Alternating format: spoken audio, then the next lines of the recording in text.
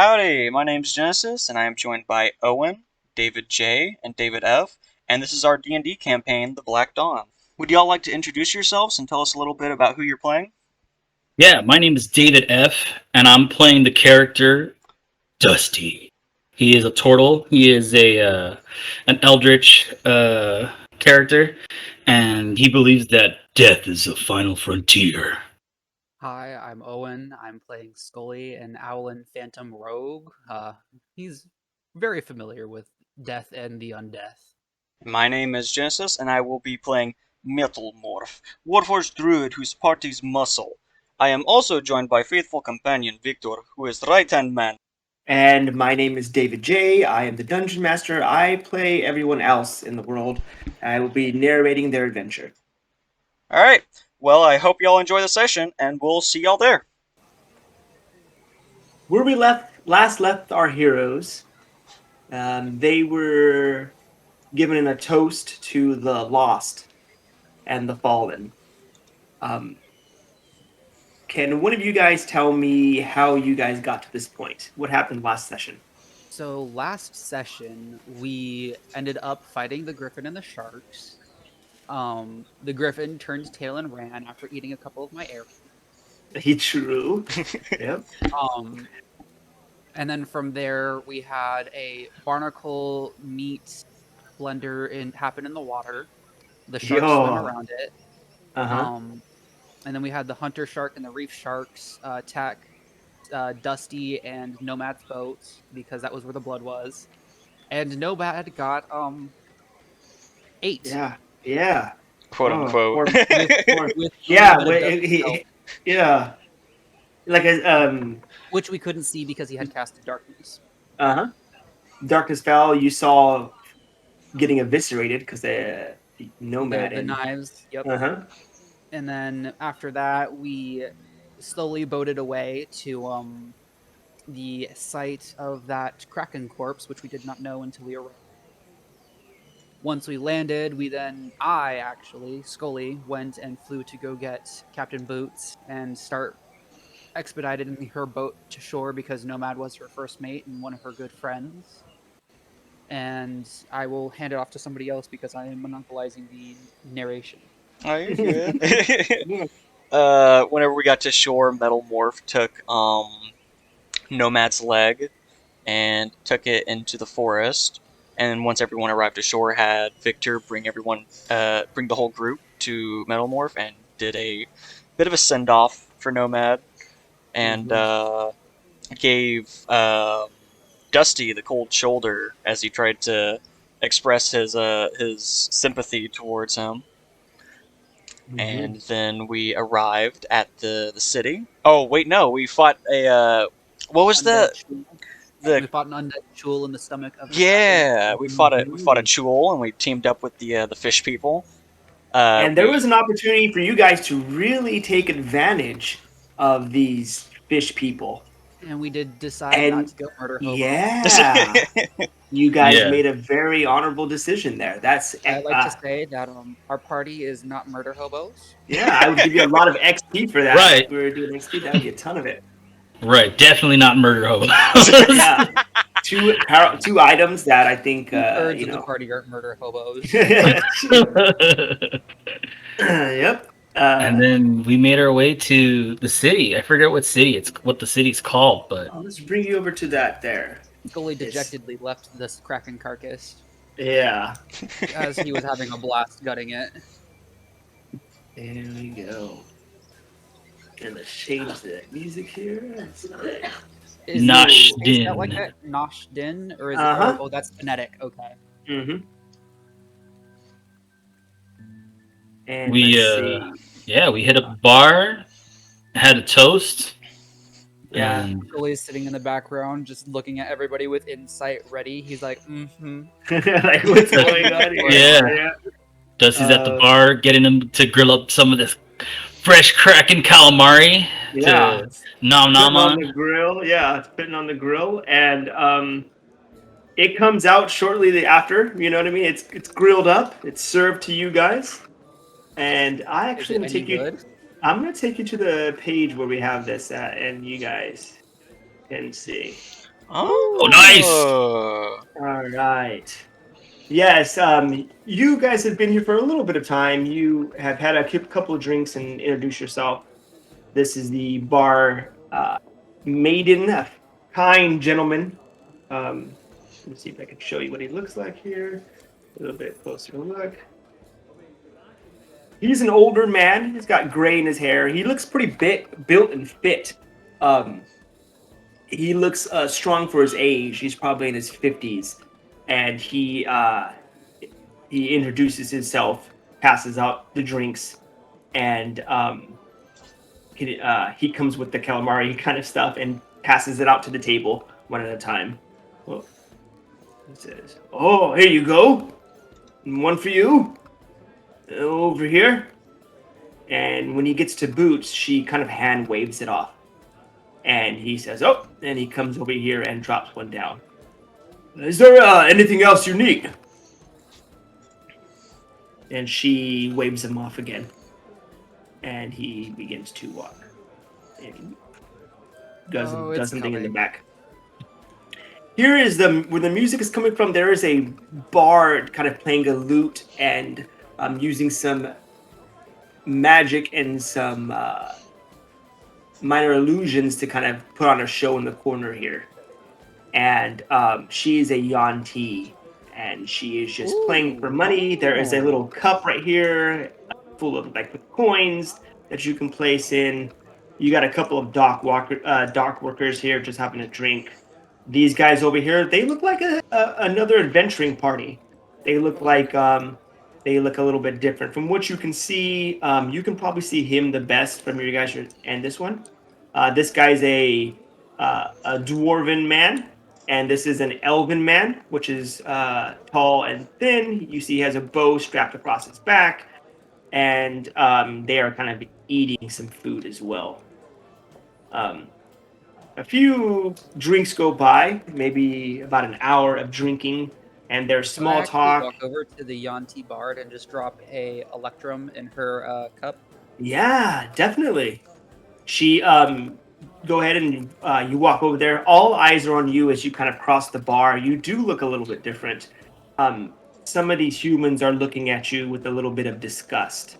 They have a little bit of "Why are you here?" kind of look on their faces. I don't give scraps, as I'm used to that. Yeah, you stand here, you place it in there. She doesn't break stride. She kind of gives you a gentle nod, but she still can kind of continuing her performance. And then I just give her a nod back, thank you, and go back. Mm-hmm. Yeah, here you can't. Here you may not be looking, but this guy here, you see him. While I pass, could I do an insight check on those people just to see kind of more information about them? Or yeah, ping whichever one you like which one you're looking at, and then we can roll an insight check. I'm a little curious about this person. All right, yeah. As you're without even an insight check, I'm gonna give you what you would just basically see. There is a spell book on her side. You can tell she's a wizard or a caster of some sort. She looks young, and she's kind of telling these others kind of what to do. You see that she may be the leader, and she is not talking down to them, but she's coming up with a plan. Give me a perception check, and I can tell you if you catch enough of if you catch some of the talking that she's trying to keep low. Okay. She does not have a lot of stealth. So you would hear that they're talking about a ruins to the south. I'm sorry, to the north of this place. And there's talk about we'll go in the morning. This is what we need to prepare for. Hopefully we can find some good. She's basically making a plan or a trip to go on an adventure. And this guy, he says, what about Thomas? And she shakes her head no. And that's all you catch as you walk by. Real quick, I'm messaging you something real quick. Okay. While he's doing that, like there's a little bit of slow motion walking. What's going through Metalmorph's head right now as he sits there with Boots? Obviously, Boots is not herself. She would be, you know her, she'd be singing, dancing, drinking, finding women, men, whoever she wants to find to have a good time, and she is quite quiet right now.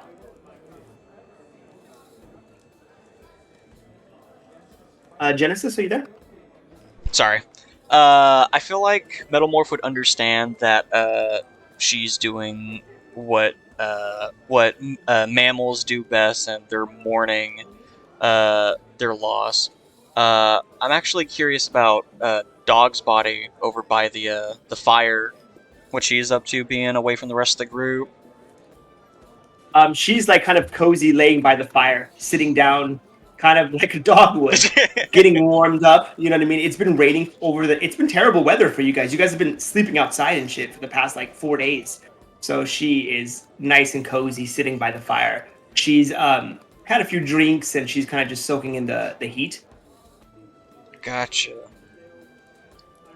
Okay.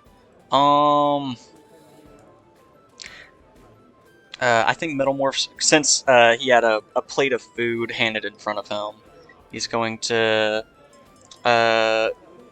get up and take the plate and then sit over by Dog's body for her to munch on whenever she wakes up. And then as he's walking by Dusty, if he'd want to make a perception check or something, Metalmorph is definitely like eyeballing him. Like, kind of like giving him the side eye as much as a single-eyed robot could. Do so.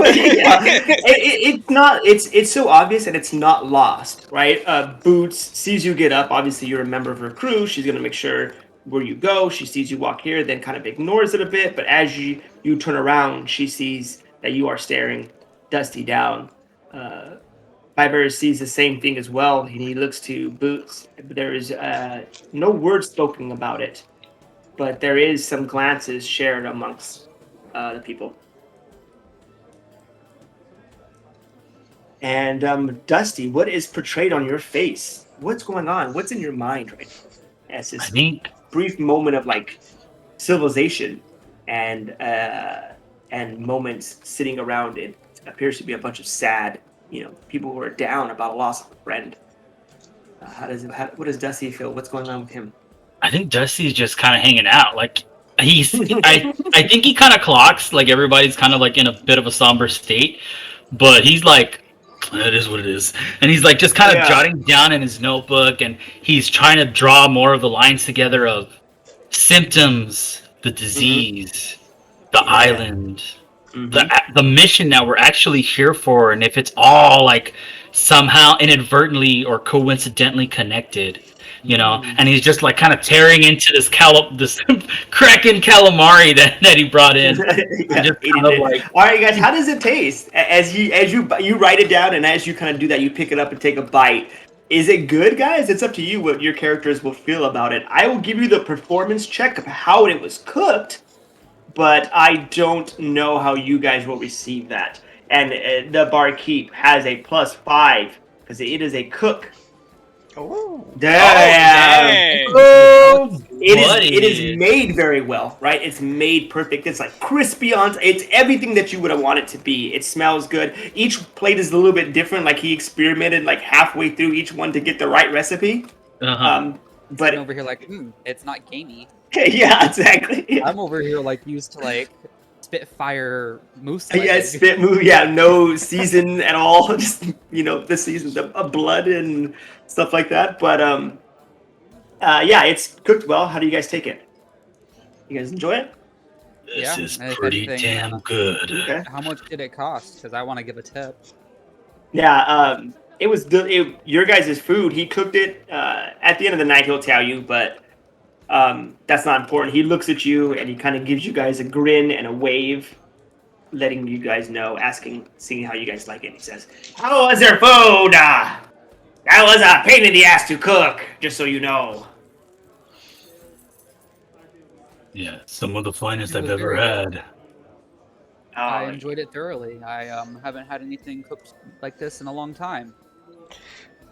Metalmorph not turning around just kind of gives him a thumbs up. Did Metalmorph even eat any? No, I gave it to Dog's Body. He turns his back and he begins to kind of, you see, using his proficiencies in cooking and ale making, and he is kind of going to work, getting some stuff mixed around in the back there. There is some more sound coming from over here, and a little bit more time goes by, and after so, the music stops in the tavern because there's a little bit of a break. And she sits down and she orders a meal. She waves and he comes over. Oh, yeah. And they have a little bit of a moment and he kind of turns around and walks over here. He grabs something, puts it behind him without even turning around, goes back, grabs it, takes it back over here. And you notice as you walk by, it's the calamari that you guys made, the Kraken food. And he places it down. And he comes up to this table and they begin talking. As that happens... Oh, go ahead. Did Dusty say out or previously tell everybody that Nomad had seemingly contracted the disease that turns them undead? I would say no. I think he only legitimately confided that to Boots. I don't think he would have told everybody else. I think he would have just told Boots, and maybe Skully would have overheard it, but it was mostly just directed toward the Boots. Okay, I'm gonna wait for a while because I wanna do an insight check on whether or not he actually believes that. Okay, all right. There's a drinks are to be had. Time goes by. It goes by without her saying anything, and she's just drinking pretty lightly. Like I'm okay. She's not. Yeah. Whoever is drinking heavily is going to have to make constitution checks, and you see that he is, and there is sorrow on his face. Now we can. He looks kind of at a loss and saddened as well. And he's going to make a constitution check because he's drinking pretty heavy, trying to keep up with Boots. Yeah, and he's doing okay. 15 DC. Let's see if she does how she does. I'll give her disadvantage because she is going hard. Is Bully around? No, you guys they have been left behind. She wanted to get here first with the party that was on the scouting duty to find it here and then go back and retrieve them if this was a safe place to be. And but with the news, and you can't help but drink your sorrows away sometimes. She begins to get a little inebriated. Her eyes begin to gloss over slightly. Dog's Body still sleeping by the fire like a good puppy. Sits there and shall I toss the grenade?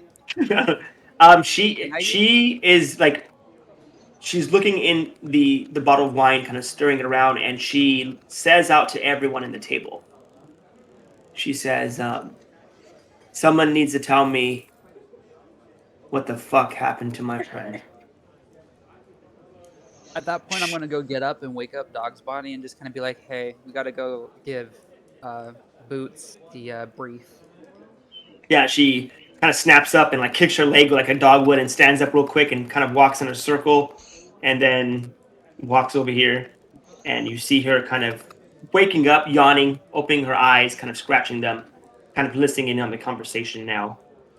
And Boots again looks around at everyone's eyes that sit around this table. And she says, "You mean to tell me sharks killed one of the best sword fighters I've ever seen in my life?" And there's a little bit of she's accusing a little bit. She's throwing out a little bit of maybe this is the next stage of grief, blame or something. But I look straight at Dusty and I say, "Dusty, would you mind giving us some information? You were the closest. I mean, we were pretty far back, me and Fiverr." Fiverr didn't see anything, so he leans in the chair. He puts his elbows on there. He leans in close because this is all a friend. Me, Fiverr, and Dog's Body kind of occupied. Yeah, definitely. So Dusty would kind of I think at first Dusty is kind of ignoring everybody because he's feverishly writing down, theorizing, and just kind of again, he's like totally confused. He's still looking for these answers. He only knows that they might be somehow connected, and he's just kind of feverishly writing. So he would stop at this point and kind of like put down his pen, close his book, and like dead stare at all of you and kind of all of you guys as he addresses Captain Boots. First things first, Captain. What happened yesterday was unfortunate. I know Nomad was known for his fighting capabilities, but alas, he was at a very, very strong disadvantage. One, he was sick, fever that didn't break, a wound, infected, but not by any normal means. And when we were attacked out there on open waters, he was unable to defend himself. No armor, no weapon at its side. We were on their turf, in the water where they're naturally capable. And given his current status, or what was his current status, there's not much he could have done. Defenseless.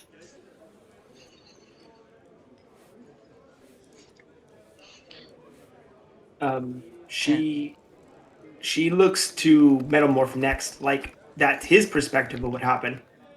I need your perspective of what happened. Can I do a quick insight check on everybody can do insight check. Everybody's listening around. Everybody's kind of surrounding this. Dusty, you're kind of you're not being completely truthful. You're kind of holding a little bit of information back. Right. Well, I'm telling a partial truth, I guess. Yeah. In terms. Yeah. So I'm gonna give you a. It's a deception check, but she knows you and she likes you, so you have advantage against her. Okay. Okay. Because it's easy to lie to someone that you trust, and she trusts you very much so. I'm gonna roll for sure a deception check with advantage because everybody's rolling perceptions on me, right? Or insights on me? Insights on you, I think. Okay, yeah, cool. I believe so. Cool. I don't want to make sure because. Oh. Yeah. Mm-hmm. Love it. This is Boots right here. I don't know why, but I whisper rolled my 13. Okay. I see that now. Yeah. You match. Oh, damn. Okay. She's fully trusting you. Grandpa, that's what happened, right? From her perspective and your perspective, your story makes the most sense. Okay. Would I lie? Yeah, exactly. He was at disadvantage. She knows he was hurt. She didn't know about the fever necessarily, but something that could have happened during the rowing, right? So she knows that sometimes at sea people do get feverish from the heat and from the open waters. All right, I'm gonna Metalmorph. I think it's your turn. Oh, just barely. Mm-hmm. Okay. You're on, there's a little bit something. Yeah, something's not. You saw what happened, and he's not saying that, right? But she looks to you now, and it's your turn to give your take of the situation and what you saw. Metalmorph staring at narrowed eye, staring at Dusty when he says this. Looks towards Captain Boots and is going to respond. I would agree. The battle was hectic. We were surrounded. He was disabled. He didn't have a weapon that I know of. And there was just circumstance. There was not much we could do. All right. Everybody's, leading again. What you again told Is that all right? Is that she looks at you to see if you would divert any more information? She does that thing where you don't talk, and if you don't talk long enough, the other person will stop talking again. So she stares at you for a brief moment. This is a tactic that she's going to use.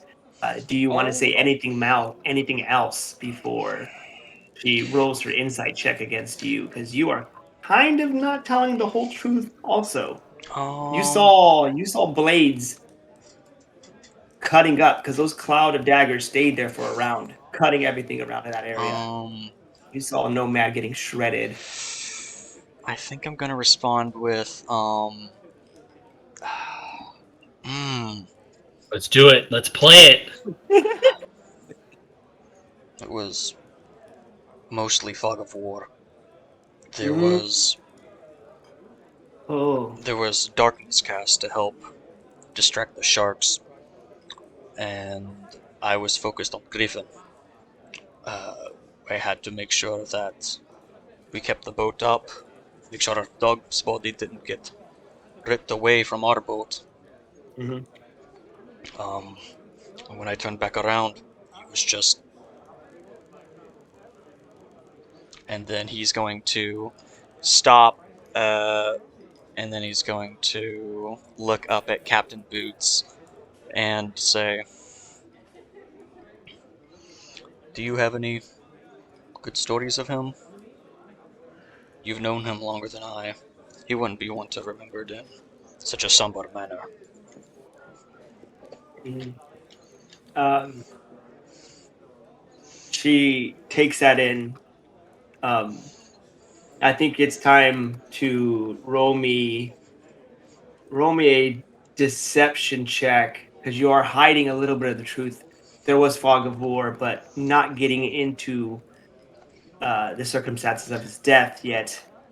The exact what we all saw. Roll me that deception with +5. Okay, so it's And going this to is going to be... be against her base. It's going to be this +5.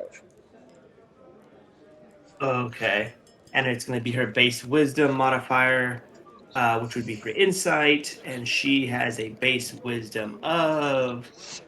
She's not insightful. Plus She's she's deceptive. drunk, right? So she Man, would she's have drinking. Yeah, disadvantage. she's disadvantaged. Okay. Inebriated. Inebriated. So even with the disadvantage, you beat it. She let her sorrow and her grief get the best of her, and these stories are making sense. She's a little inebriated. She's a little drunk, but with her -5 to her passive insight, it is kind of clicking a little bit. She looks to you, Skully.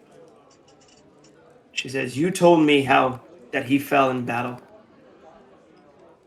She drinks back a chug of this wine, or she puts it down, and it kind of rolls to the side off the table. She doesn't even bother catching it. You can see that she's getting more and more hurt as the realization of that he just might have just died to fucking sharks. She looks to you and says the same thing. Did you see him fall in battle?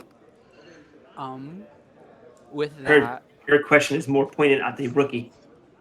yeah.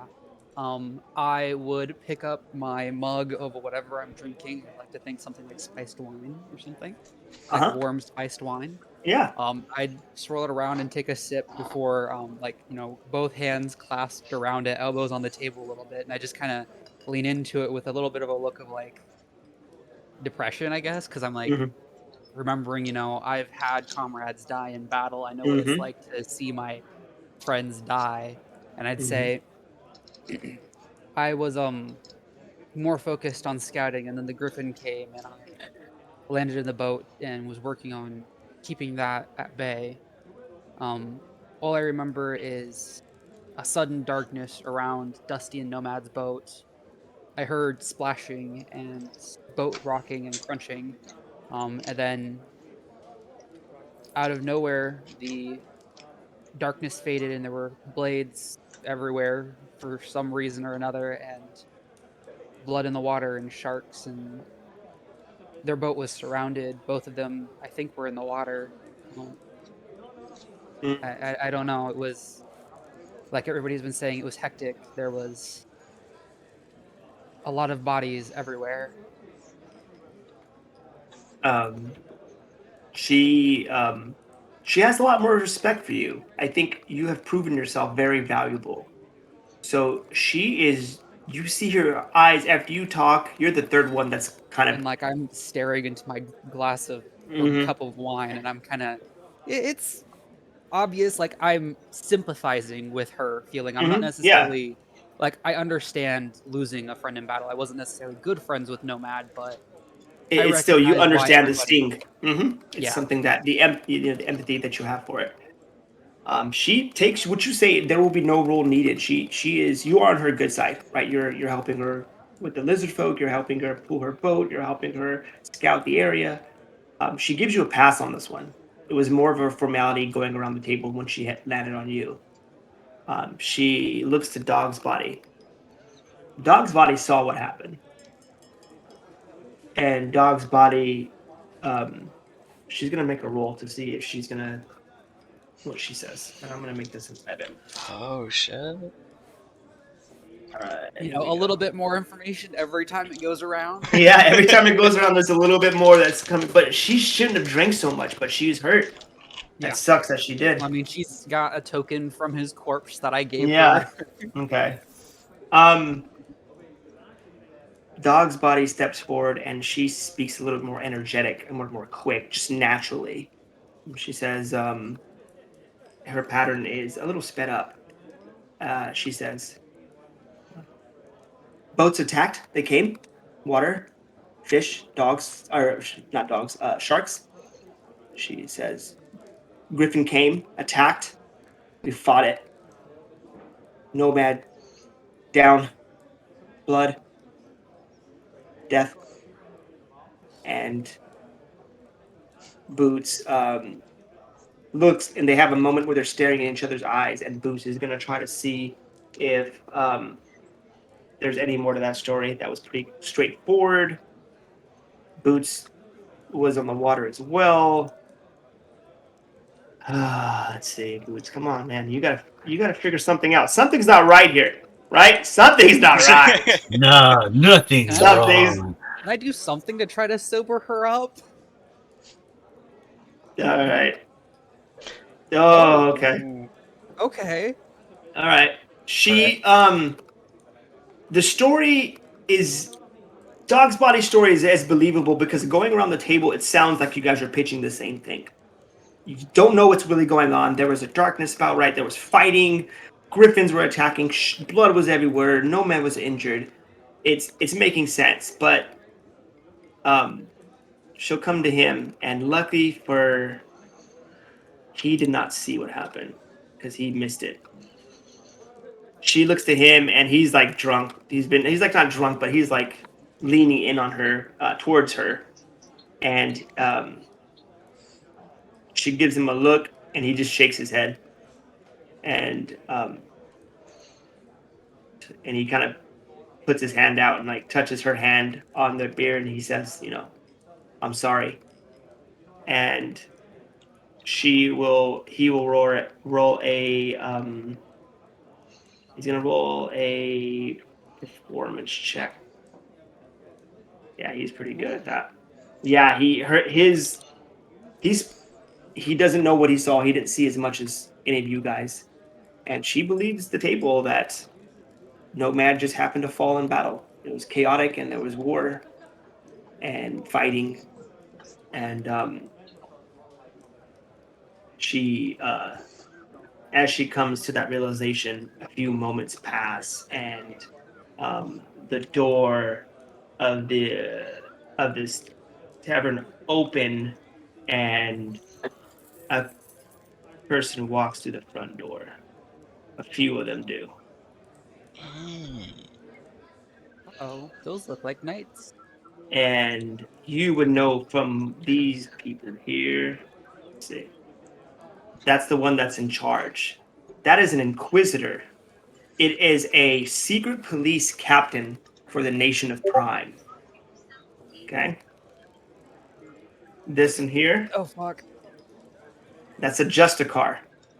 That's a paladin, secret police, lower. Think of legionnaire, centurion. This would be a legionnaire, right? In the command order. higher than the local police, and he, but lower than the Inquisitor. And they walk in, and the tavern goes quiet as they walk in, and all eyes kind of look at them. These guys here begin to kind of smile as that happens. And let's set the next scene here. Oh,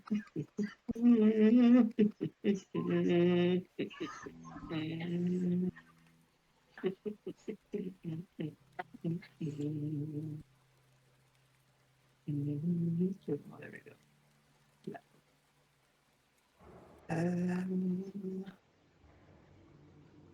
They step in and they look around the tavern. Take a These big guys, swig of wine. yeah, these guys look. You see Boots. She looks over her left shoulder and she gives like a fuck kind of look on her face. Like a what look? Like a holy shit. Like you guys are in deep shit, or maybe like keep your cool. She's a little bit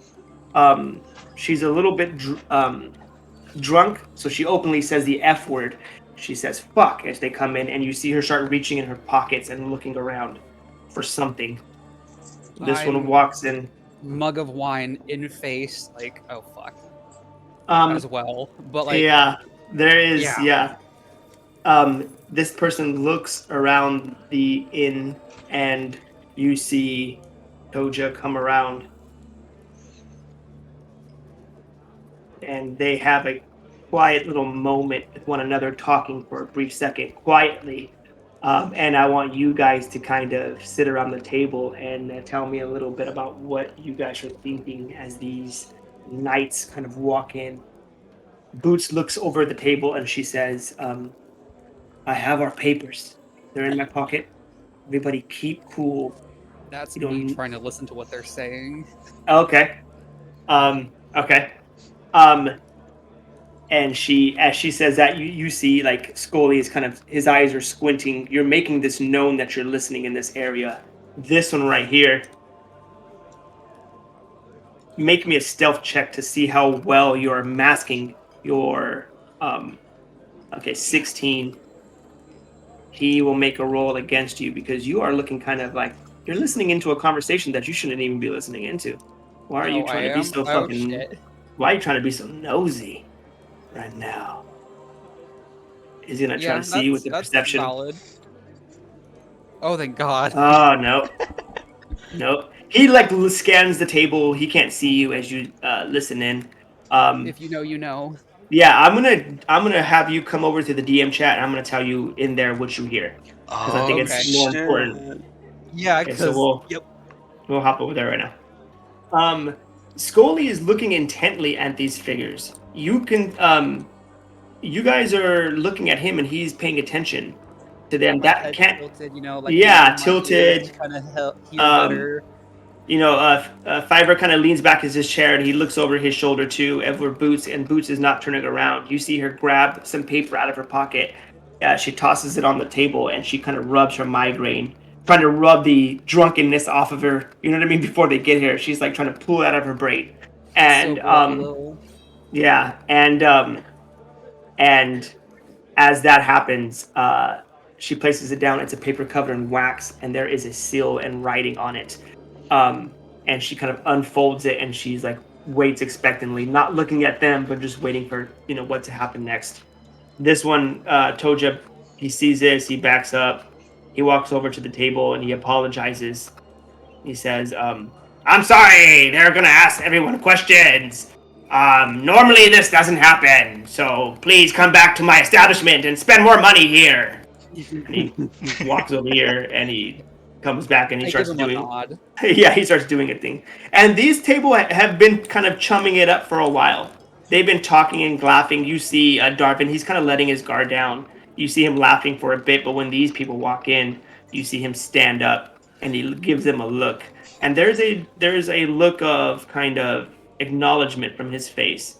And he stands and walks right here and he waits. these people, they kind of move and they sit like right here and sit down at the table, and these two kind of come in behind.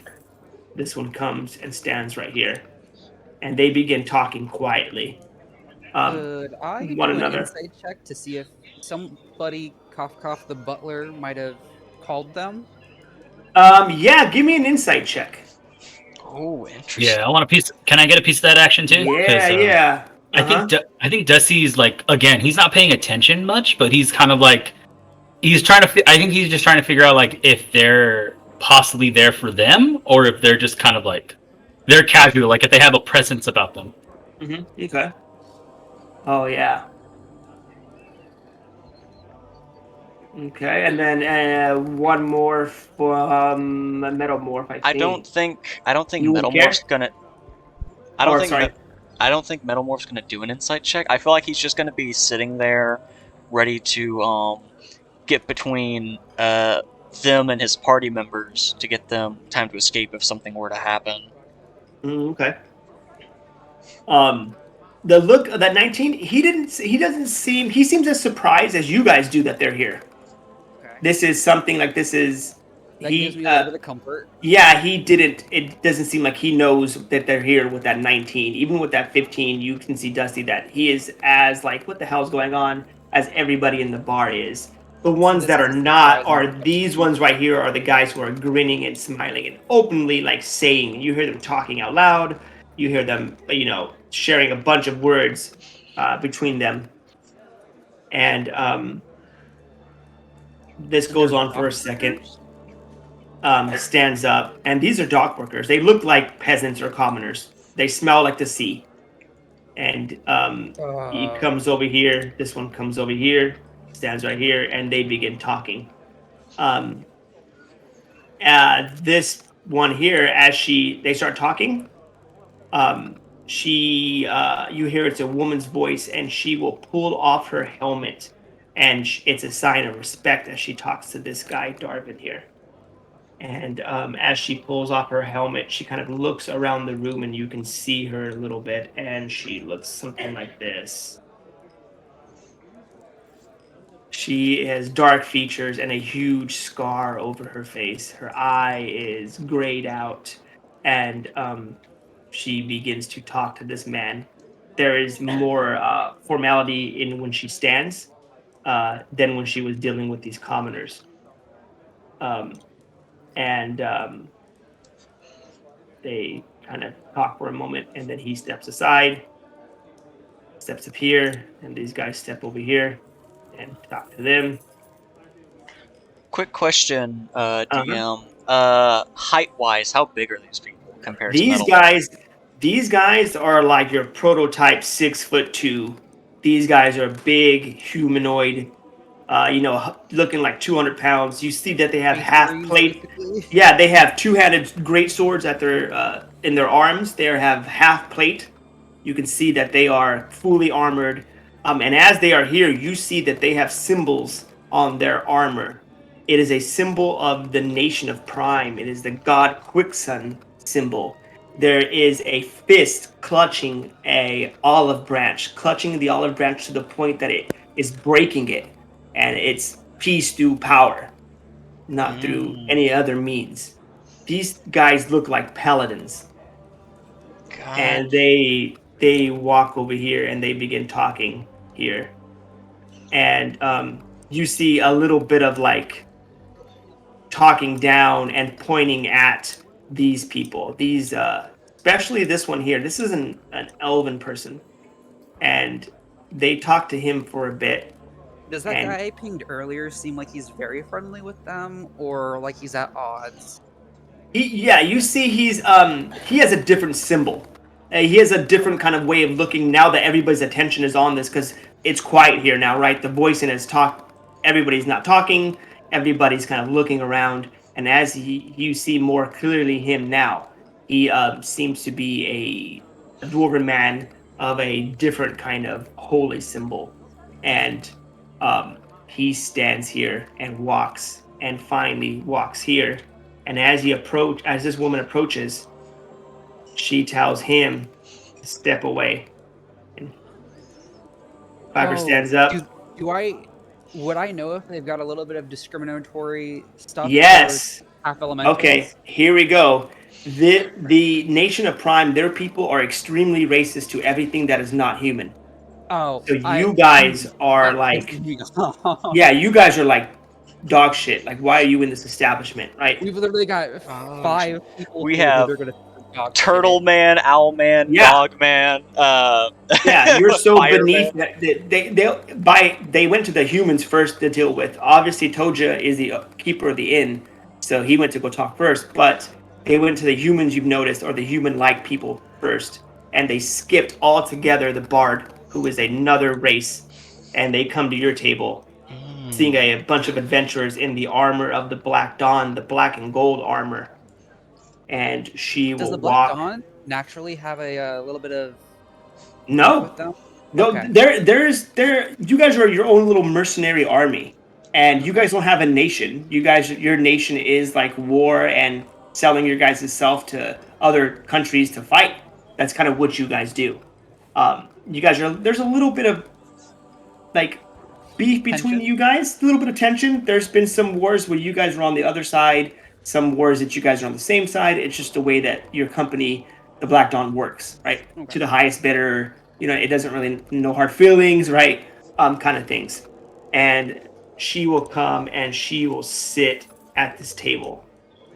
And she will look around you all, and these two will come and forcefully grab Dog's Body, her arm, and shove her to the side.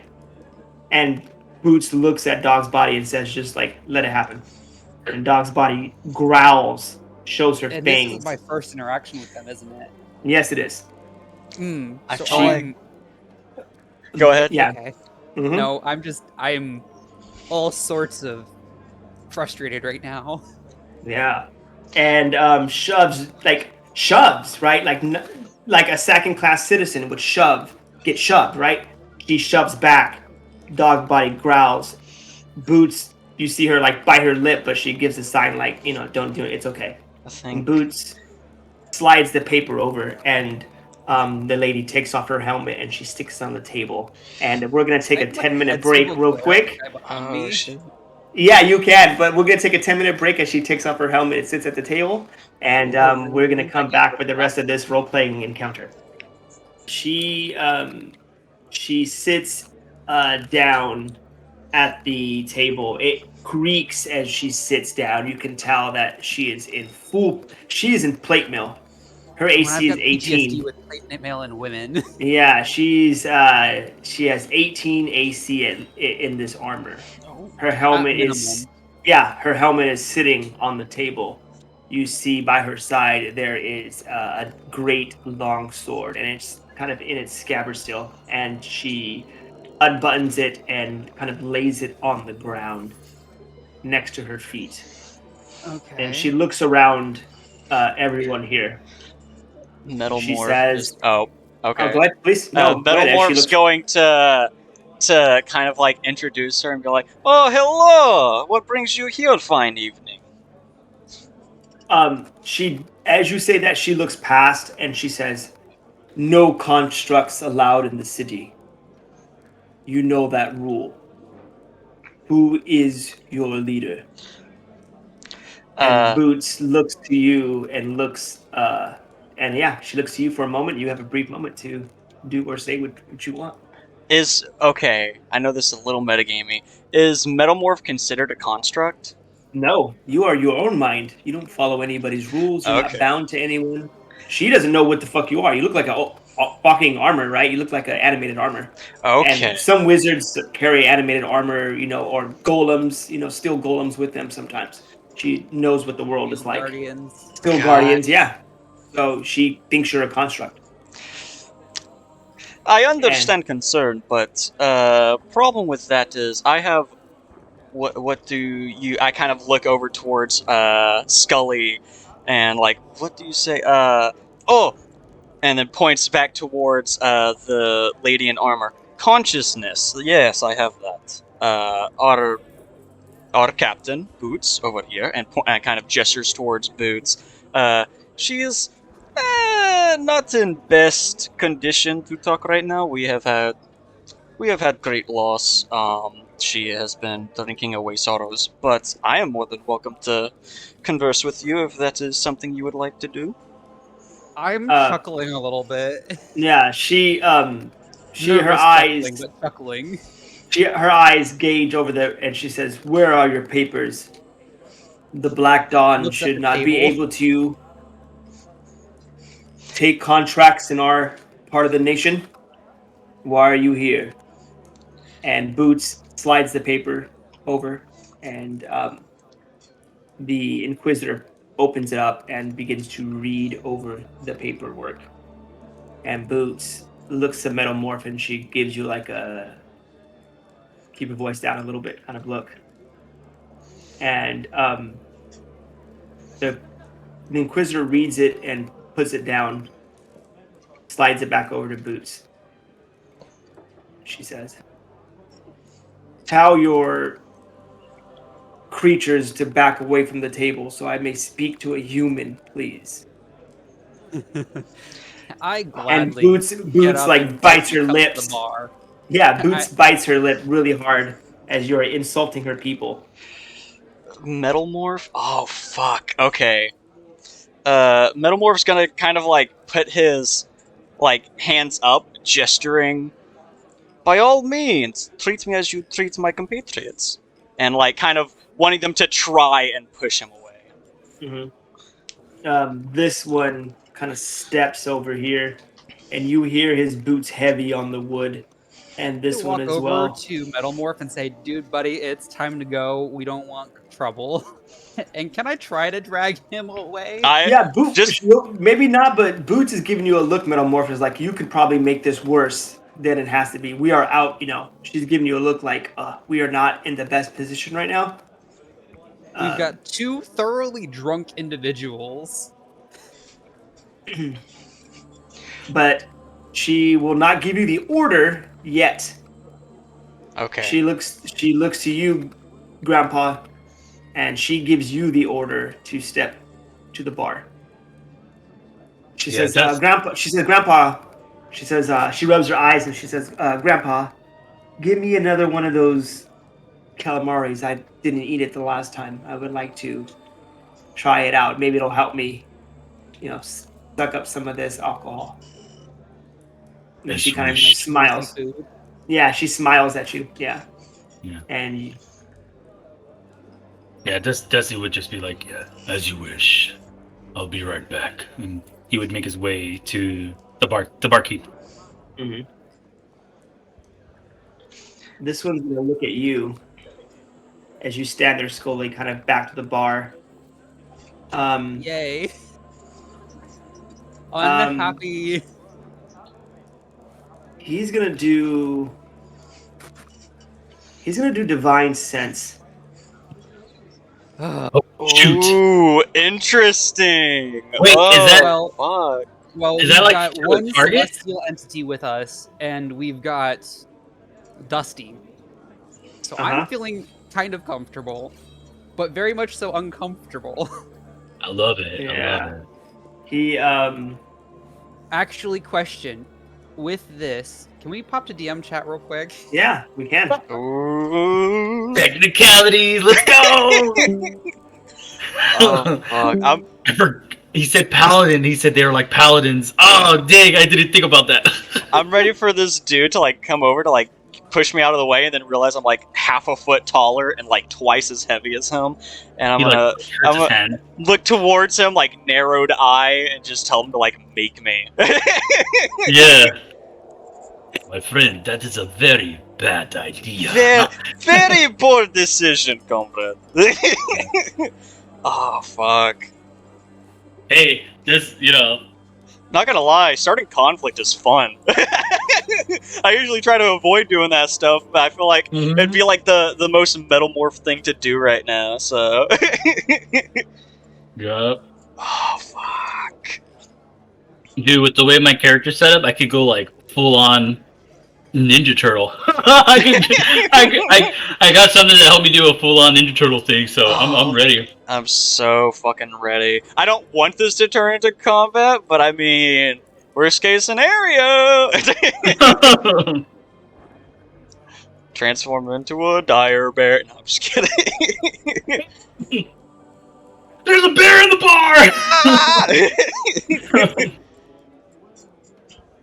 bar! Big old Robo Bear. Alright, so he comes over to you, this hodgepodge group of ugly fucking weirdos right here, and he walks up to this one that he's probably never seen before.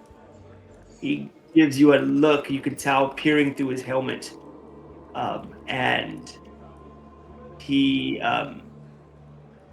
stares at you for a moment. His holy symbol glows, and then he turns here, and he whispers something in the ear to this person. She listens for a second, and she gives a nod.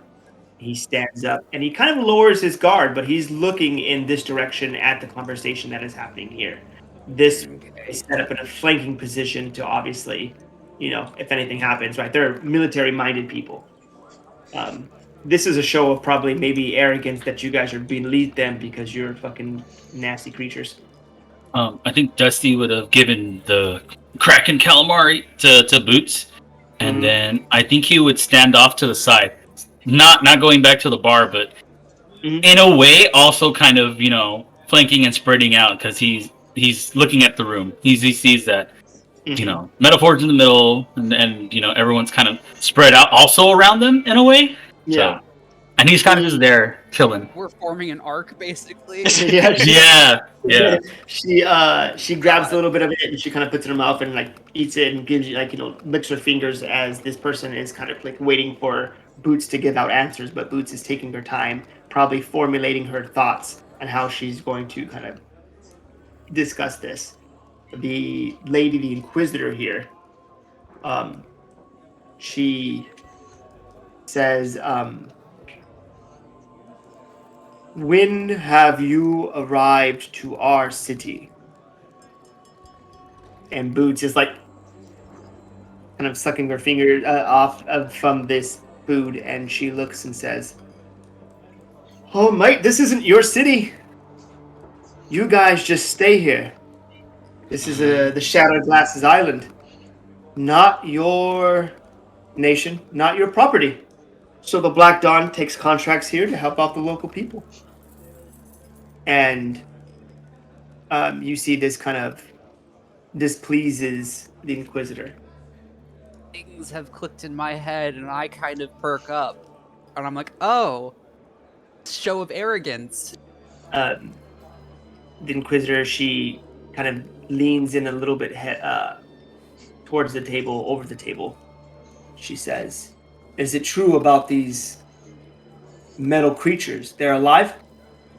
We've come across some of those in our nation. They're good slaves. Put them to work." Oh. "How much are you selling that one to the Nation of Prime?"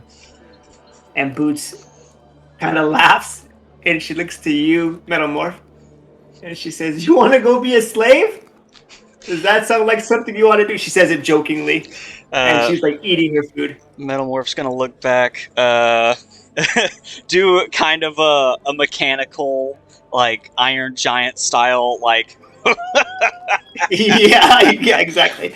And she's I'm gonna look back at the lady with the scar on her face, kind of sit there for a second and respond. "They can sure try." She looks and says 5,000 gold, and Boots says, "I outwardly chortle." Yeah. This would, you see he kind of flips and presses, now he's paying more attention to this side over here. Boots shakes her head and she says, "He's not for sale. He's a member of the Black Dawn." And, she gives the stone look like you're crossing the line pretty close. And, she, the Inquisitor says, "Why are you here?" And Boots kind of like looks around the table and she says, "The paper's there. You read it. We have a job. We're just trying to do our job." And the Inquisitor says, "What can you tell me of the dead walking on this shoreline?" And Boots looks over to you, Dusty, because Grandpa, you would know the most about this kind of stuff. You've been writing in that book. And she says,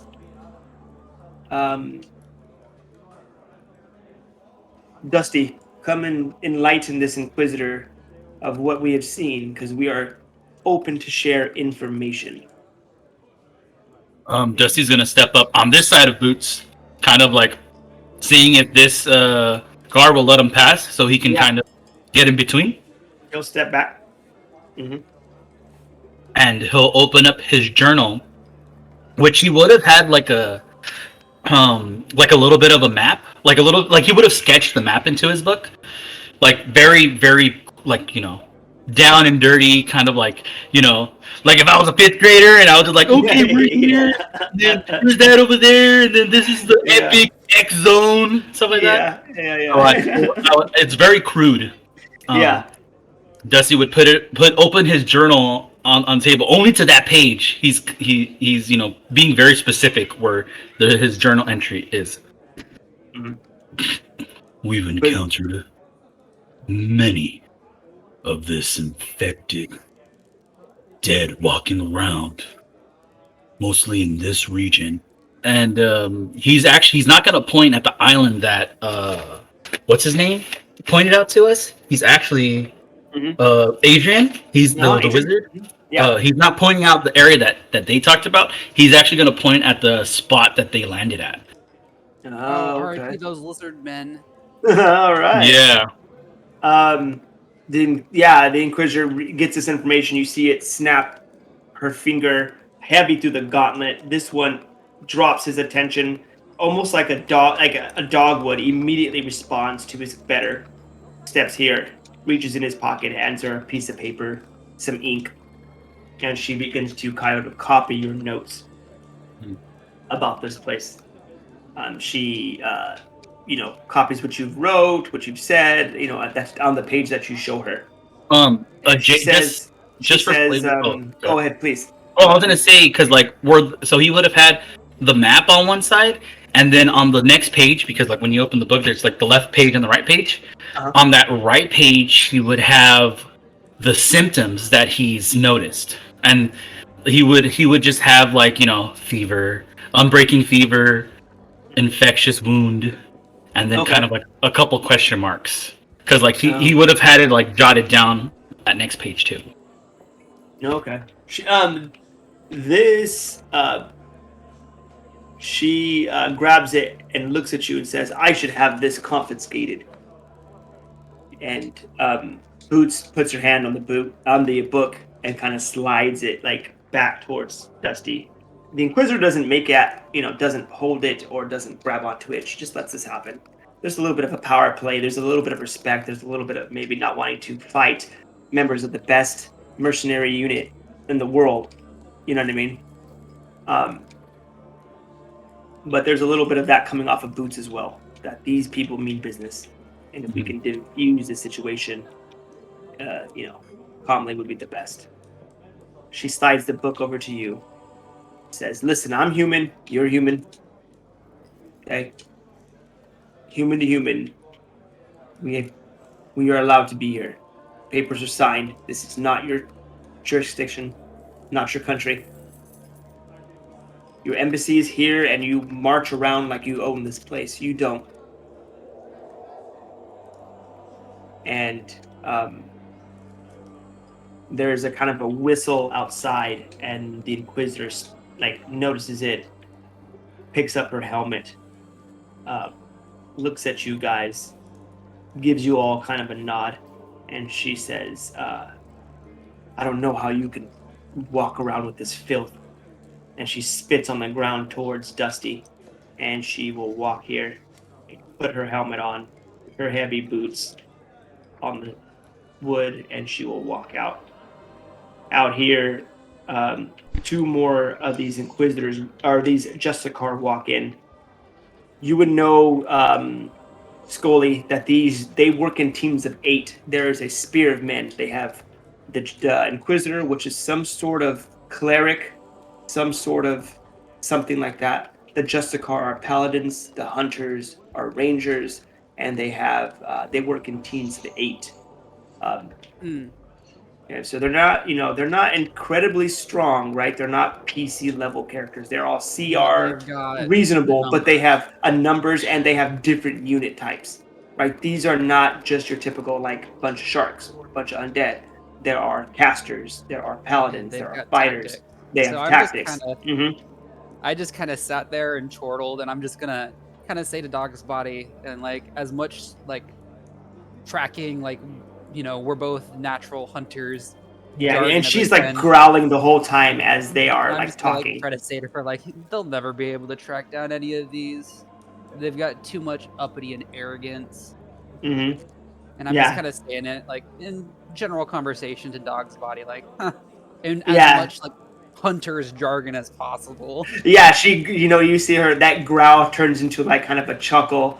And then her guard lets down, realizing that you're right. They will never make it in the jungle. Like, they're heavy. Look at them. She kind of says, she looks at you. They're heavy.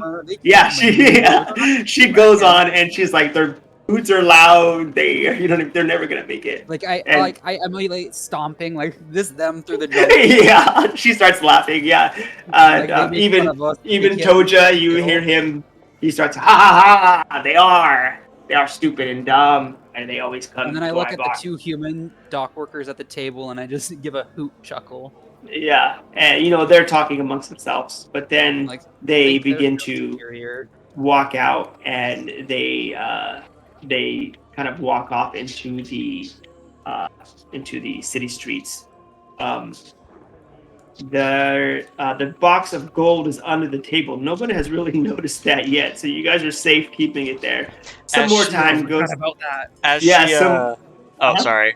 No, please go ahead. As she walks out, I kind of shout towards her, "You have safe travels, comrade," and kind of wave. You see her stop. Her helmet looks like over her shoulder. You can tell it's more of a habit. She probably can't see you because of the limited visibility of a helmet. But she stops and looks over her shoulder at you in your direction, and she continues walking out. And then Boots kind of like, you see her put her head down like she pretended to be sober in front of your parents. You know what I mean? Like she looks around like, and she kind of shakes her head. And then she like snaps you guys all back to the table. And everybody comes quickly to kind of hear what the orders are and what's going to happen next. She points at you, Dusty. She says, "Grandpa, find me out as much as you can about the local people here, their customs, what they pray to. I need to know what we're dealing with. I need to know what boundaries we can take or what boundaries we can step past when dealing with what we have to deal with. Hit the clerics, the priests, the common people. Tell me what they feel about these Justicar Inquisitors, these police of Prime doing in their city." Could I actually, on that, look at her and say, give me 20-ish or a couple of minutes, and I would like to walk over to that adventuring party? Because they seem uncomfortable. When They did. They have an elf with them, and that elven person is like their friend. So they knew that there was going to be some kind of, kind of waltz on over and just kind of be like, "Hi, nice to meet y'all. Out of curiosity, because this is my first time entering a civilization with jackasses like that," and I look over at. No, I don't look at any table, but I just kind of like emphasize it, like to anybody who would like them. Like that was rude. Yeah. Is that common, and do the people here actually like them? I've seen so many native lizard folk. Yeah, and like I said, when you walked into town, most of the people here are lizard folk people. This is like the guards are lizard folk. The police officers in the city are lizard folk. These adventurers here, they're welcome because Sally, she looks to you and says, Her voice is optimistic, enthusiastic. She has a little bit of hopefulness in her eyes. You can tell she's a young wizard, just graduated from the Mage Enclave, at the ripe age of 18. She looks about that young. And she looks to you and She's says, got 2 dwarves and an elf with her, so yeah, I'm like, y'all obviously don't like them. Yeah, and she Presumably kind what of, they do. she smiles and says, "Well, the Enclave told me that this place is disputed territory. The Prime Nation tries to move in. They helped build this city, but the indigenous tribes here band together, and they believe to live their life by their own cultures. Um, but Interesting. I don't know how they feel about it, for we are adventurers and we have just arrived not too long ago." Oh, cool. Similar circumstances for us. She says, "I see that you're wearing black and gold. You must be a member of the Black Dawn." Yep, I'm quite new. Wow, what's that like? Um, so far so good. Pretty interesting. I hear Yeah. you travel with a bunch of people and have crazy adventures all over the continent, all over the world. I mean, as you can see from my colleagues over there at that bigger table, or at that other round table, yeah, we do it all. Ah, haha, yeah, no. Um, Yeah. But yeah, and you guys my have a hodgepodge group of like adventure, like the Black Dawn doesn't discriminate against anybody. So Yeah, yeah. I mean, as you've heard earlier when we brought our morning a little bit, some looses, but um, yeah, it was nice to meet you all. And then I turn around to the bard, and I'm like, I assume you get around often and encounter them frequently. She as she's like putting her stuff away for the day, she looks over your shoulder and she says, "They always come and interrupt." And she kind of puts her lute in her backpack. She speaks with these elongated S's sounds, much like a serpent. Her tongue is forked. Her skin is features are almost snake-like. Let me show you here. She kind of looks a little bit like that. Yeah, Beautiful makeup, piercing. You can tell she is probably not from around here, but she looks over her shoulder and grabs her kind of coins on the table. And she says, "Be careful. They, the nation of Prime is no friend to us." And she kind of points at herself and points at you. and No matter I what nod you and I say, believe, no I've matter what recently you learned pray that. to, no matter who you are or what you do, she They shrugs her seem like a shoulders. pretty xenophobic entity. Yeah, she that's very astute. Yeah, yeah, exactly. And I just say, well, I hope you have a nice day. And I head back to the table and kind of just relay, like, yeah, I learned a little bit. I relay that, they seem to have helped build this city, but the lizard folk here claim it and have banded together and they practice their own culture. But Mm-hmm. it seems like human entities who've maybe made their home here are what's the word?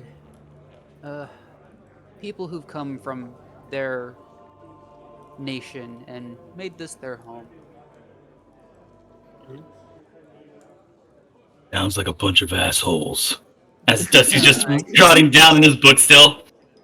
True. She Boots says true. She fucking she raises kind her of glass and she a yeah. to the Um, assholes. yeah, she puts her glass up. She's like, oh, and then she looks at it and she's like, oh, I need some water, and then she like drinks it anyways. So Dusty, you have your mission. She looks over to you, Metalmorph, and she says, Metalmorph, go scout the nearest jungles. We're gonna need we need our pulse on the local wildlife. Maybe they can help us in search for what we are, um, the trail that we are looking for. And now that we're here, I can tell you what exactly it is that we are looking for. And she says there is this crystal, this ball of magic power. It is able to see past events. you have any knowledge or resource or anything about this past event, you can look at this orb and it will show you the image exactly as it happened.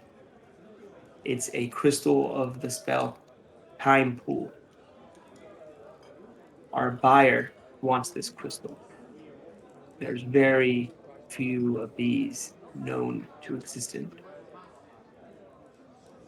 We're supposed to find the indigenous tribes here, talk about it, find out where they keep this crystal. Some ancient civilization. I don't know too much about that. That's something TikTok will have to tell you about. But there was a old civilization on this island, and they have magics beyond anything we've seen. Our job is to find this crystal and bring it back. There is a lot of other things going on right now that I don't know what the fuck about. But we're gonna get that fucking crystal. We're gonna bring it back to our buyer to complete our contract. Metalmorph, scout the area. That will be your job. She looks to you, Skully. She says, I need you to go back to that Kraken and pillage it of any resource that you could possibly do. I shift my hands up and do a nice big stretch, and I look over at Dog's body. I'm like, hey, you up for some work? Yeah, and she says, and she nods, and Dog's body nods as well. She says, take her with you. And I'm like, she will keep you protected. The wagon and some barrels and other. Yeah. She kicks over the chest to you and tells you that there's plenty of gold in there, and pick what you need. Everybody take what you need. You know that this has to go to command and has to be divvied up accordingly. But right now we are in dire situations. She tells Fiverr that he needs to go around the city and be a bard, play music, get a beat on the people here, get into the noble society, get into the people of the upper echelon. We need to maybe do some jobs in case we are stranded here, because we will be here for at least 3 weeks. And before we can get any word out, we have no knowledge of our other boat that was supposed to sail alongside of us. We have no way except for paying another boat to send a message to contacts to then wait for backup to arrive. We may be here for quite some time. She says, I am going to grab the rest of the party members. We're going to find somewhere to stay in town. Could I borrow a bully as well? I asked the captain. She at the end of the week you'll be able to borrow her. She needs a long rest. She's beaten pretty terribly. Yeah, she's beaten pretty terribly. She needs after this week is over though, you can definitely take her for anything. She can go on adventures with you guys.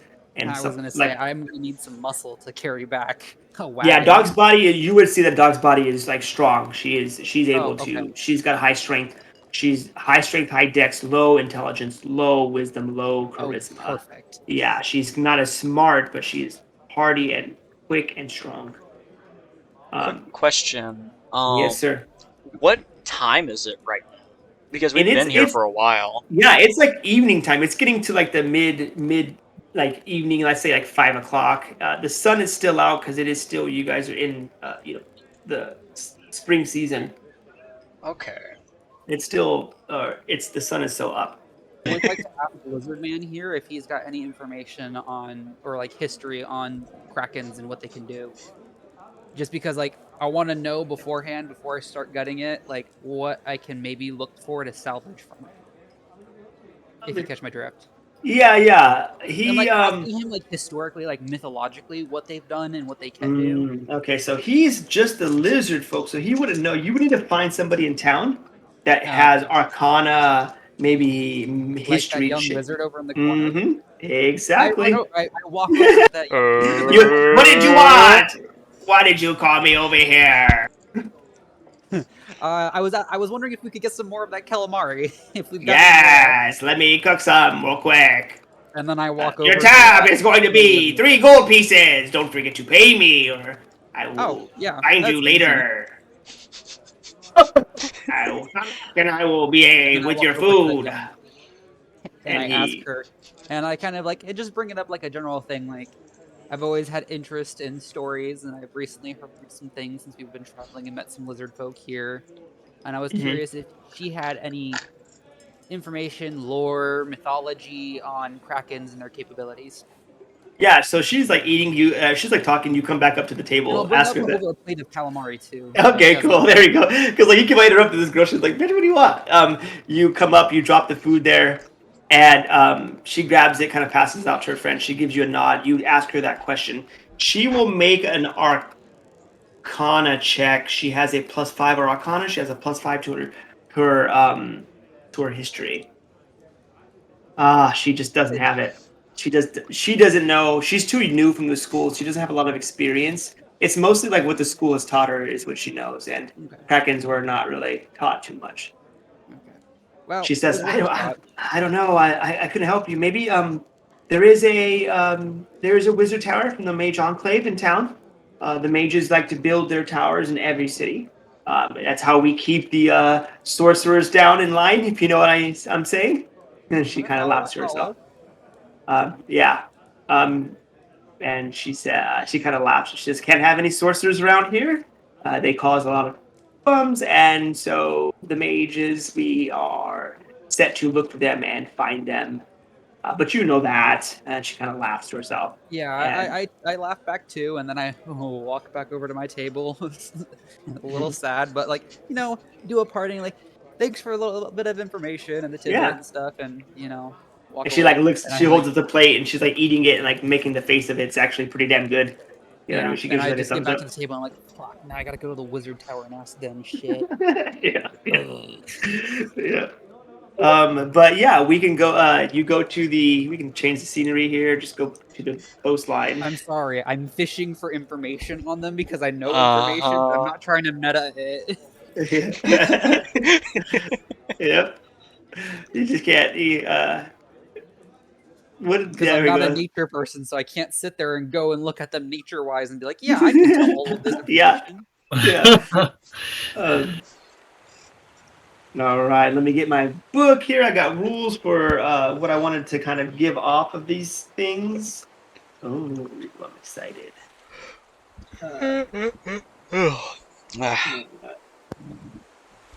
Folder. Let me go grab my notebook. I'll be right back. As you guys get ready to walk along the shoreline, everybody kind of separates and takes their moments to break away.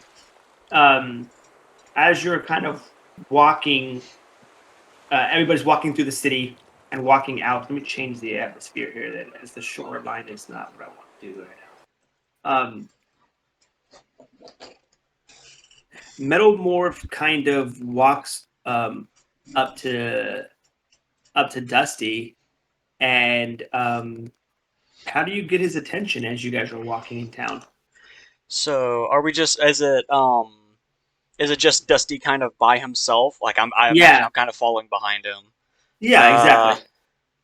I think whenever we get near like an alley or like a dark area where we could kind of be private, I'm gonna kind of come up behind him, grab him on the back by like the rim of his shell, and kind of yank him into like a shadowy area. Yeah. Is this forceful? Is this like super forceful, or are you trying to like? I'm pretty rough with you right now. I don't like throw you onto the ground, but I yank you into the alleyway. Is this considered a grapple? It'll be a grapple opposed check. He's gonna do a shove action against you. Okay. All right. So is that a strength check? It would be strength. Yes. Guess what, boys? I got a point in strength now. What's up? Let me put so I guess would it be just pure strength or would it be like athletics? I would say athletics, and I would give you advantage because you have him by surprise. Like he's probably his guard is down. I would imagine. So am I doing a straight strength check or an athletic? I would say athletics check for you two. Whatever's higher, strength or athletics. Oh yeah. So with the 19, because you have advantage, he is unaware that you're doing this. His guard is down. Yeah. You grab him and forcefully shove him into an alleyway. And you begin to have your moment as there are people kind of talking around you. You know, you're at this kind of like dock area, exiting the city, and you have a moment where it's just the two of you guys and it is quiet. Kiss me, you fool. No, I'm joking.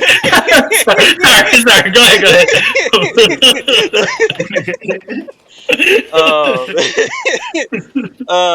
So I imagine it as like nobody's really paying close attention. As soon as you're like getting close to this alley, I come up from behind you, I grab you, and I yank you into the alleyway. And I kind of throw you in there, and I block the way with just like my pure size, I guess. I just kind of block the path from you getting out, and I'm gonna start like forcefully like walking towards you, like forcing you back deeper into the alleyway.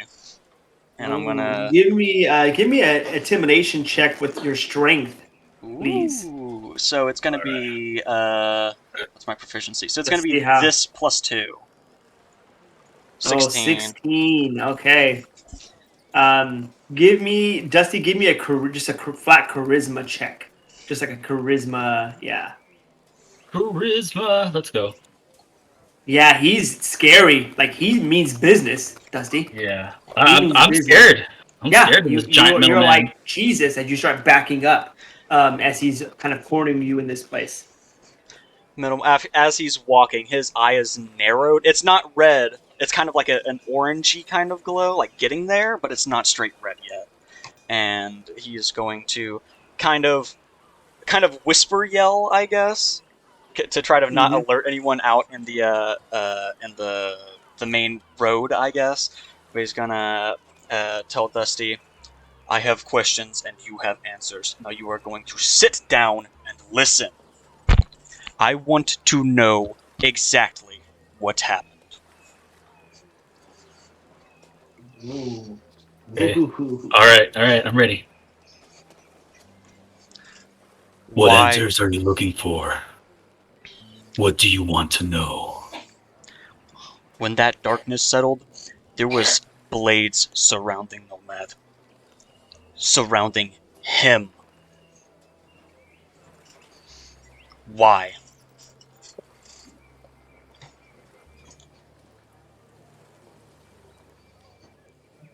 Those blades was the only thing I can think of to attack the sharks. I didn't know he had tipped over. My focus was on the sharks. I don't know. It was pretty loud splash. I could hear it myself. I'm quite surprised a person 5 feet away from him could not. And I'm gonna be doing an insight check to see how bullshit this sounds. Yeah, can I do a deception check for this then? You sure can. Hell yeah. Oh my God, Dusty. Your voice is shaking. Yeah. And you're just, yeah.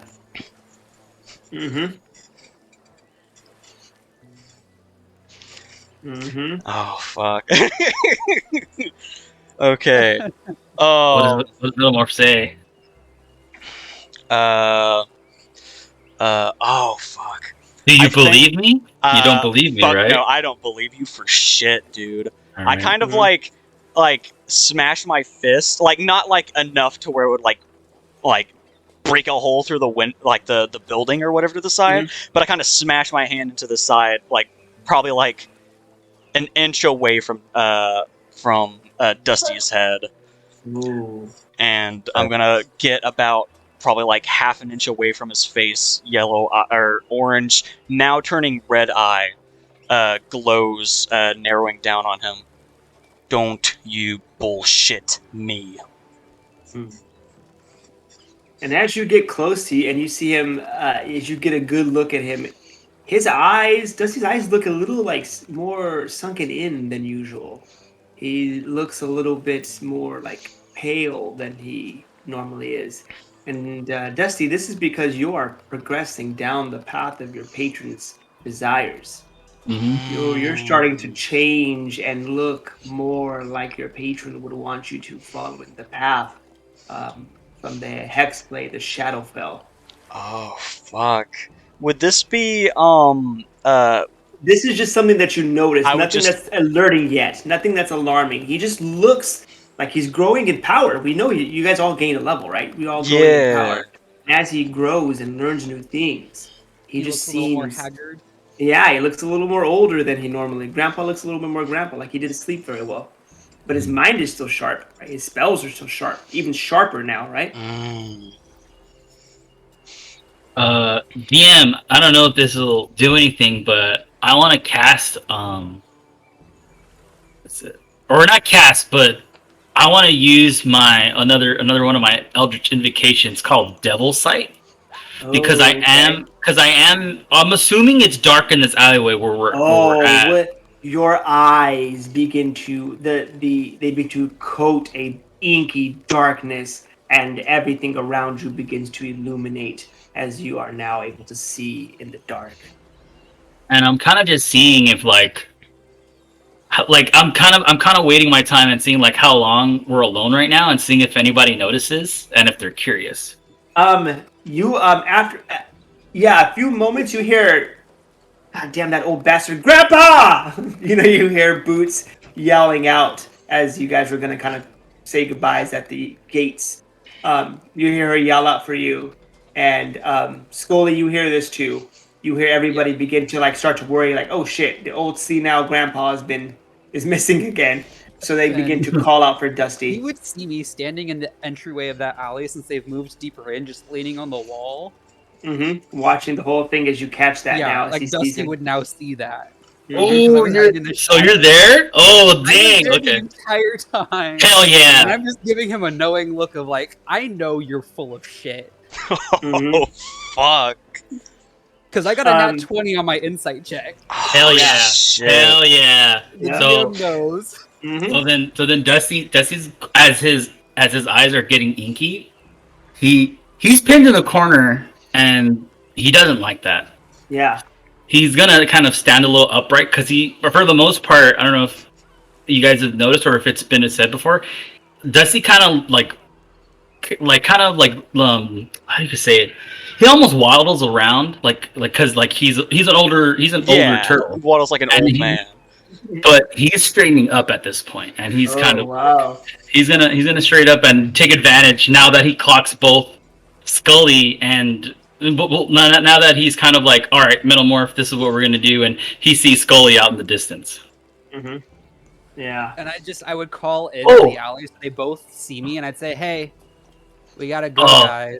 I was gonna say, would Metalmorph know that before Skully calls out, would Metalmorph had known that Skully was No, he Metalmorph. You guys, your insights checks did not pass, and your passive perception checks did not catch his sneakiness. Oh, okay. So I startle both of you, kind of. Like, one of you ends up seeing me with your, devil sight, and then one of you didn't know, and I just, spontaneously, hey guys, it's time to wrap this up. We gotta go.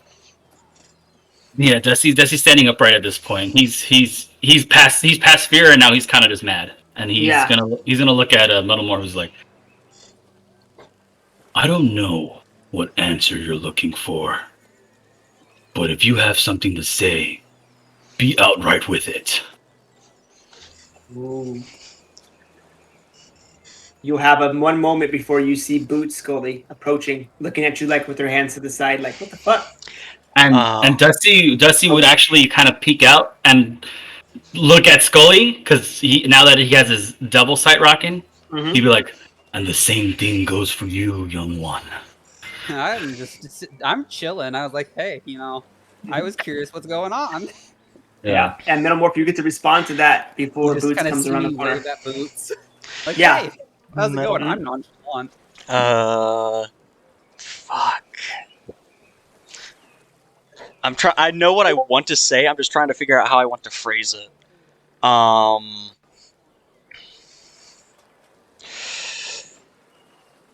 Okay. I think Metalmorph. Eye turning from orange is now kind of like a burning red, and is like narrowed so fine it's like a needle point. Oh, dang. And he is he's going to respond, I want to know why you killed our comrade. And that is as those words are like spoken from your mouth. They hang in the air for a fraction of a second before you see Skully Boots is upon you. She looks down the alleyway. She kind of squints, and she says, "Now it's time to take a piss, Grandpa. Let's go! Hurry up!" And she kind of like does like a hurry, hurry, hurry. Metalmorph turns around, eye bright yellow, all happy. We are coming! Yeah. She kind of shakes her hand. She goes like, "Keep." She looks at you, Skully. She says, "Keep these guys following me. God damn, can't lose anyone else." He had to go to the bathroom. And she kind of walks off. She shakes her. She like gives you like a psh in her hand, and she walks away in the city. And you guys meet at the gates before you eventually go your separate ways. The party members going to the Kraken. I think Metalmorph is going to hang out in town, I believe. Or do you want to go with him with this? I think just because there's so much stuff that they're gonna have to like drag all the way back into town. Actually, so where's like Bully and all of them at right now? So they are at the campsite that you guys originally landed on shore. She told them they were too wounded, so Scully let her know that there were some more creatures along the shoreline, so she left them behind. Once she got to there, you guys fought those, in the Kraken encounter, and then you guys just pushed through the city to make sure it was safe. And Okay. so they're back where the boats and the canoes are placed on the island, just waiting all day, just sitting in the sun. Are we going? So I know. Yeah, Boots is gonna Captain go grab Boots. them. Yeah, I think I'm gonna She's go gonna with grab Boots them. and help bring them back. Okay. Yeah. So you guys will have a walk together, and the other party members arrive at the Kraken. There are some other lizard folk there, and they're starting to kind of like chop it up a little bit too. You know what I'm saying? But there is a death hoot of like get the fuck back. yeah. They some of them grab the supplies and like scurry off into the jungle. When They're more of the I fluff up and I'm like, that's mine. yeah. Yeah, they run away. Obviously, they're just scavengers. They run into the forest. Someone grab whatever they can. But it is still mostly intact. It's only been a few hours, maybe 6 to 8, since you guys have left it here. Fine. I got some of the valuable stuff off of it. Yeah. So I worked on that stuff. Now, what are you can take any barrels, any kind of a wagon that you need. So in D&D world, you have to buy the wagons. They don't just let you borrow them in the world. So that wagon cost is going to be 10 gold, and they're gonna. It's a shitty wagon. It can be pulled by a donkey. You're going to need to have somebody pull it, or you're going to have a donkey or a horse or something to pull that wagon alongside. I'm just like, Dog's Body, you got this. She will. She'll try. She'll definitely try. She'll grab it. And I'll help. Yeah. Yeah, with help, you guys can kind of get it. You guys would be able to do it together. It would take you guys both to do it, at least, to push this wagon through the sand and all that stuff.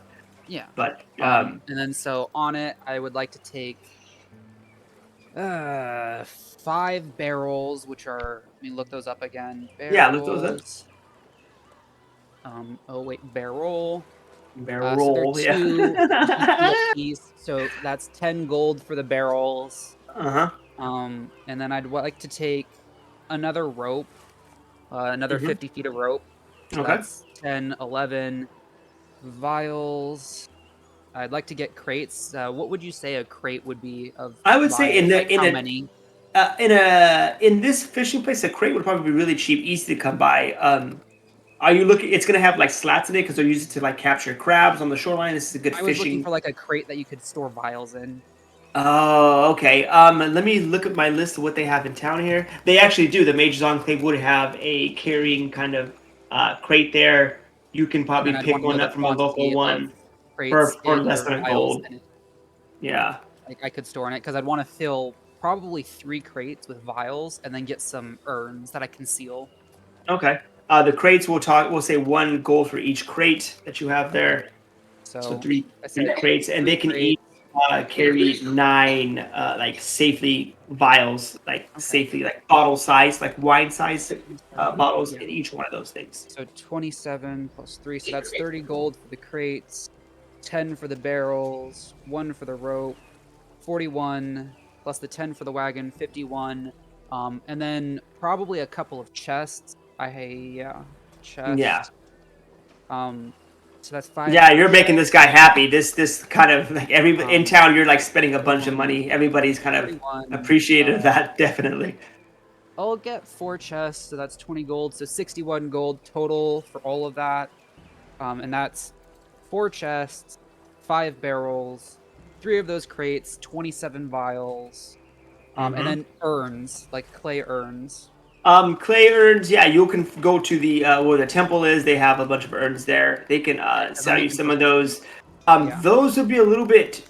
Those would be a little bit cheaper. We'll say 5 silver. So we'll say you can get 4 of those that they have on hand. 4 urns for 2 gold. You have to, So you would then have to make some more. They don't normally, they're for the dead. So that was 63 gold spent. I'll drop that out of my pocket, just so we can keep that nice round number in the bigger ones. That puts me at 27 gold. And then so we were taking all of those to start harvesting our nasty, ugly kraken. Yeah. Oh, and then I've got knives. I have a whetstone, so I'll be sharpening the whetstone as we're going through. Oh, definitely. Yeah. Together walking. I think Dusty is with you as you guys kind of separate. Let's see. I'm going to need some things. What do you want to go with first? What are you looking for? Because I have a few things that I can do. First, I'm going to hit the organs because those are going to go bad the fastest. Okay. So, and those are going in the chests.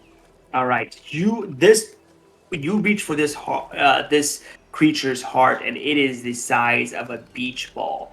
This is something. The tissue of this heart. Dusty, are you familiar with Arcana? Indeed, I am, sir. Yes. This heart, if dissected properly, a portion of it could be cut away, and it could help making potions of giant growth. Ooh. So, what check for that? For that no check necessary. You kind of know that these creatures are magical creatures. It's just art. This is something that you know, but you're gonna need to make a medicine check, and he's gonna need to make a sleight of hands check to cut the right amount of this heart away.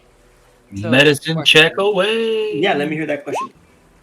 Have we leveled up yet or not? Because you sure can. Yes. Okay. Everybody can be level 4. May not have sleight of hand proficiency now. No, definitely. Yeah, you guys can go ahead and level up. Like I said, our one shots are going to be, deal with that as well. There we go.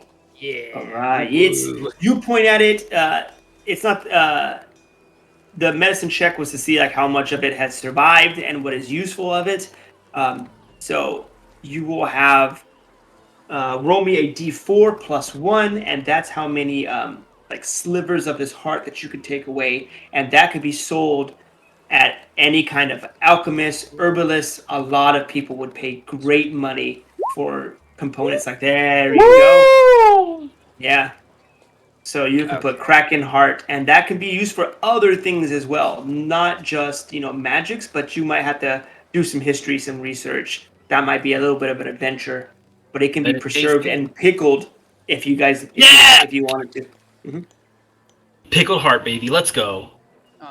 Okay, let's see here. Are there any other organs worth salvaging? Like the other organs on this creature is not. The eye is something that is, and it will give you the ability to see into the ethereal plane. But you are going to need to scoop this eyeball out as you kind of sit on its face. Your hands. We've already got one, so we're gonna have to dig out the other, right? Yep. Yeah, you dig down, cut around the skull, into the brain. Let me look at my notes here. Does the brain give you anything? No, the brain doesn't give you anything. You cut around the skull into the brain. On the other side of the eye, you begin to kind of grab it and pull it out. This is going to be a straight strength check from the both of you guys together with advantage. Your DC for this is going to be 17. There's been a lot of pressure, and this eye isn't as good, but you can get yourself another one. Let's fucking go. The 21. I'll take the first roll. You snatch it and pull it out, severing its tendons perfectly. The eye is... You need to blow off a little bit of the sand, scrape a little bit of that layer off, but you have another working eyeball there for you. Okay. See into the ethereal planes. We got the eye, the heart, so that hits all the organs that were salvageable. Yep. Okay. The spines Next, on I'm these going things. for... These spines are thick and they can be used as javelins. And you think if you can pull these spines out, they'll be javelins that deal 3d4 points of piercing damage when And those thrown. spines were what I brought the rope for. Yes, 3D. So you I'm will gonna start have. pulling out as many of those and bundle them up as I can.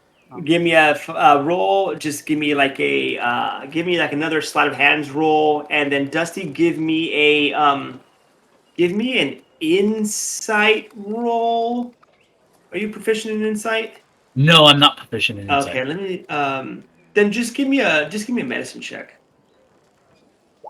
Okay, you do. As you're pulling out these spines, you notice that Skully is pulling them out, and he's like yanking them out, but they are leaking a white ichor out the top. And you catch that, and you kind of smell it, and it smells a little off to you.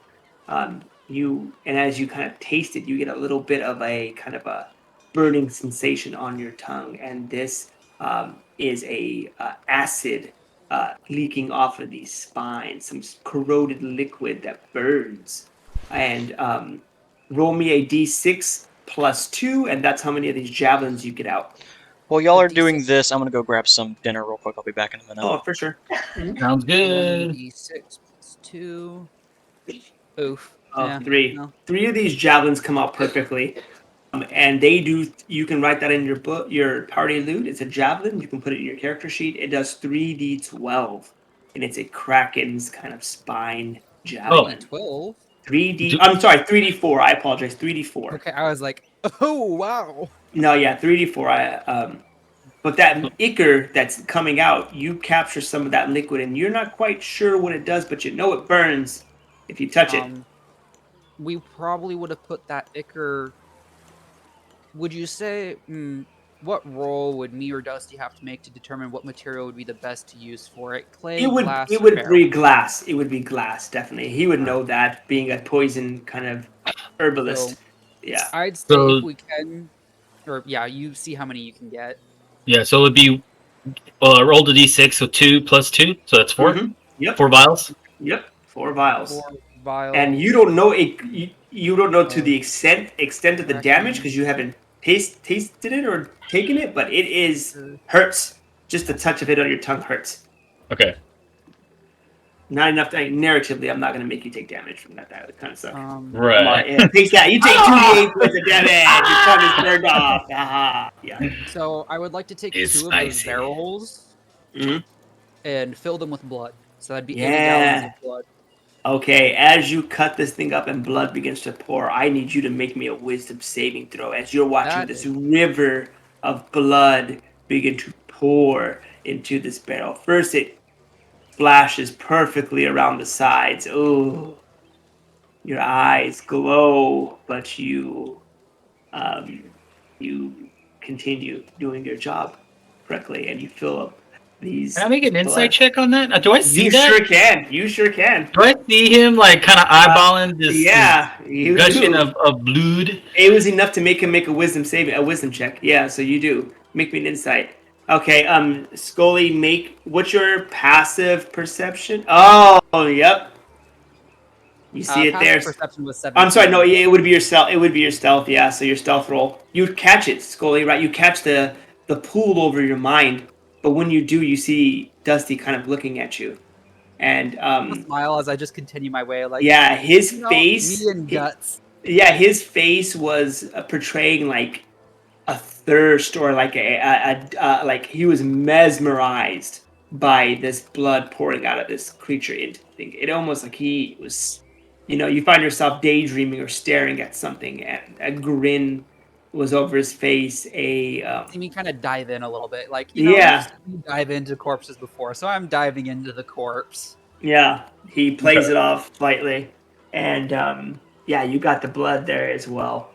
The teeth, that's the other thing. The teeth is something you can make daggers or swords about. And the sword will do 2d5 points of damage. Would be considered a long sword, so proficiency wise. And the daggers would do 2d4.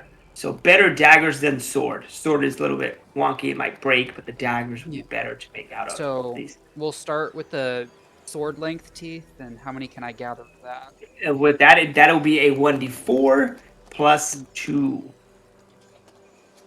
1d4 plus 2. And no need for this. You're just like kicking these fucking teeth out of his mind. You don't need to like really. You're like bashing them off, and you're seeing how strong they are. You're realizing, man, if I just type a stick to this, get a couple of vines, wrap it around, this is deadly. And you said that was how much damage for the long sword? 2d5 for the long swords. It's almost a great sword, but you can use it in one hand. D5. Oh, you can type that in. Yeah, you can roll a d5. Okay. Yeah. Cool. And then for the teeth, what do you want me to roll?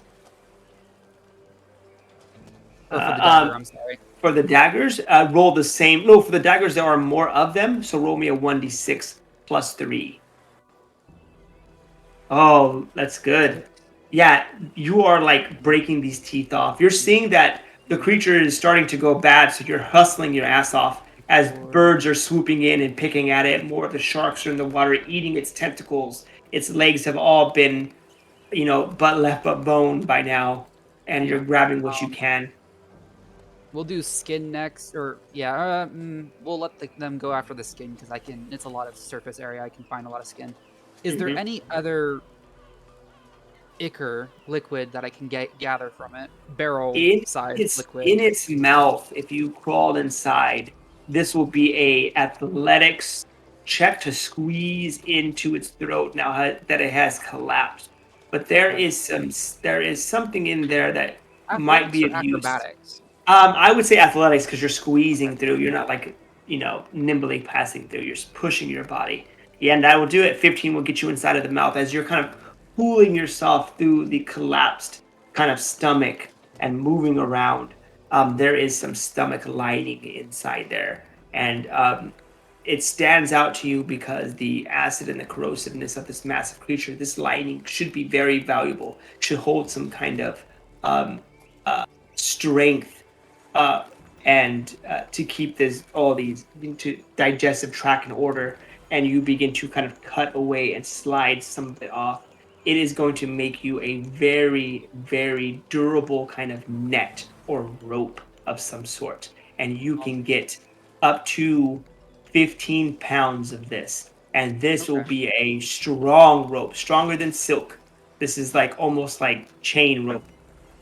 If you make it rope, or it can be a net, and you can carry things with a lot more durable, a lot heavier items. And so you said, so you said 18 pounds? You can get, let me roll here. You can, let's get a roll here. Let's do 2d10 plus 5. Let's do that for you. Pounds. Ooh. Let's fucking go. Yep. Okay. And then you said this was and that's stomach lining. And the stomach lining, yeah. So I'm just trying to think how many cubic feet of it I could convert that to. Yeah, we could do the math. Where's my? I could look that up on Google. You're smart though. You're a smart man. I'm sure you can figure it out. Since we're doing 19 pounds of basically. Oh wait, actually, I know exactly what to look up. You said pounds of or feet to pound on. What is the stomach lining meat called? Oh, let me see. Take a look at that. Tripe. Thank you. Oh, the tripe. I was gonna say buche, but no, that's something else. I wonder if this will have what I'm looking for conversion-wise. Yeah, but you're finding a lot of stuff. That's one weird thing to try to find. Yeah, definitely. Yeah, it's just like really tough, like really elastic, tough skin. And would you say probably like 1 square foot would be equivalent to 1 pound? Yeah, we can do that. Yeah, that'll work. Okay. And let's round up that 19 to 20 to make it easier for us too. So then if we do 20 square feet, that gives us now I gotta do feet or volume math. We'll say it's an inch thick for shits and giggles. So that gives us 20 inches of 1 square foot. So it'll fit in a barrel. We fill 1 barrel with. And as you're pulling it, like you're trying to pull it apart, and you can't. You have to like cut it there's like you would know if you tied yourself around this thing, it's super durable, right? Super elastic, super stretchy. I'm back. Catchers. Mm-hmm. Welcome back. And that's mostly it. I'll allow you to make a nature check or a survival check, and if it's high enough, I'll allow you to kind of tell me if there's anything that you had in mind for what you wanted to do. 14's not too high, though. Yeah. It would have just been going for skin after that. Yeah. Taking off layers of it. Yeah, you can cut off some more of its kind of skin, the good parts. Some of it's just getting kind of left in the sun, picked at, stuff like that. Charisma. Okay.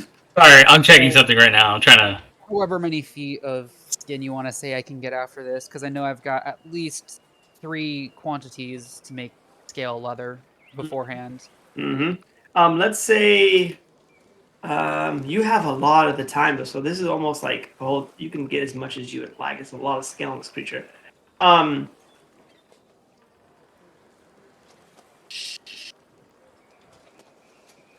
Is there areas of smaller scales versus larger scale? No, yeah, kind of like around the eyes, around the mouth, there is smaller kind of compact scales, but most of them are larger scales. Because I was going to say, if we wanted to, what we could do is I could actually just scale it like a fish. And so we could just remove scales for future use instead of going for leather. Instead of like saying like the instead of going for leather, you can scale. Yeah, exactly. So if we want to say, I could roll 1d100 for small scales, or like that sounds reasonable to me. Yeah, that sounds reasonable to me. Like it's a large creature, so I'm like, how? Yeah, and you have 3 people all day. You know, the next 4 or 5 hours of work, 15 hours 60 of work. Scales. 60 Kraken scales. I figure I could figure out something to make with that, be it arrowheads or pattern to make like proper scale mail or something. Yeah, there you go. Yeah, 60. Yeah, small scales. For the flesh, as you start to skin it off, I would say you have 2 more. You can skin it up to make 2 more sets of armor. Okay. For anybody who is a medium humanoid size. Actually, we were also going to ask, would it be beneficial to make barding out of it for Viktor, maybe? It would, yeah, definitely. It would probably increase his AC a little bit higher. Bird armor. Let's go. Okay. Yeah. The night begins to kind of close down. You're seeing more torches from the jungle tree line as more indigenous tribes are coming up. You're realizing that they're going to muscle you out soon, and you guys will take it back in. You guys will take it back into town. While that was happening, Metalmorph and Boots had a conversation. Metalmorph, this is just a quick. Did you mention anything about what you saw to Boots during the walk? Because other than that, she's just talking about like what the next plans are and what you guys are doing next. Metalmorph knows that Boots is pretty prone to her emotions, and understanding that, I think he's gonna withhold that information until he's satisfied with whatever information he can get later on. And once he's satisfied with the answers his questions are given, he will probably inform her. Okay, yeah.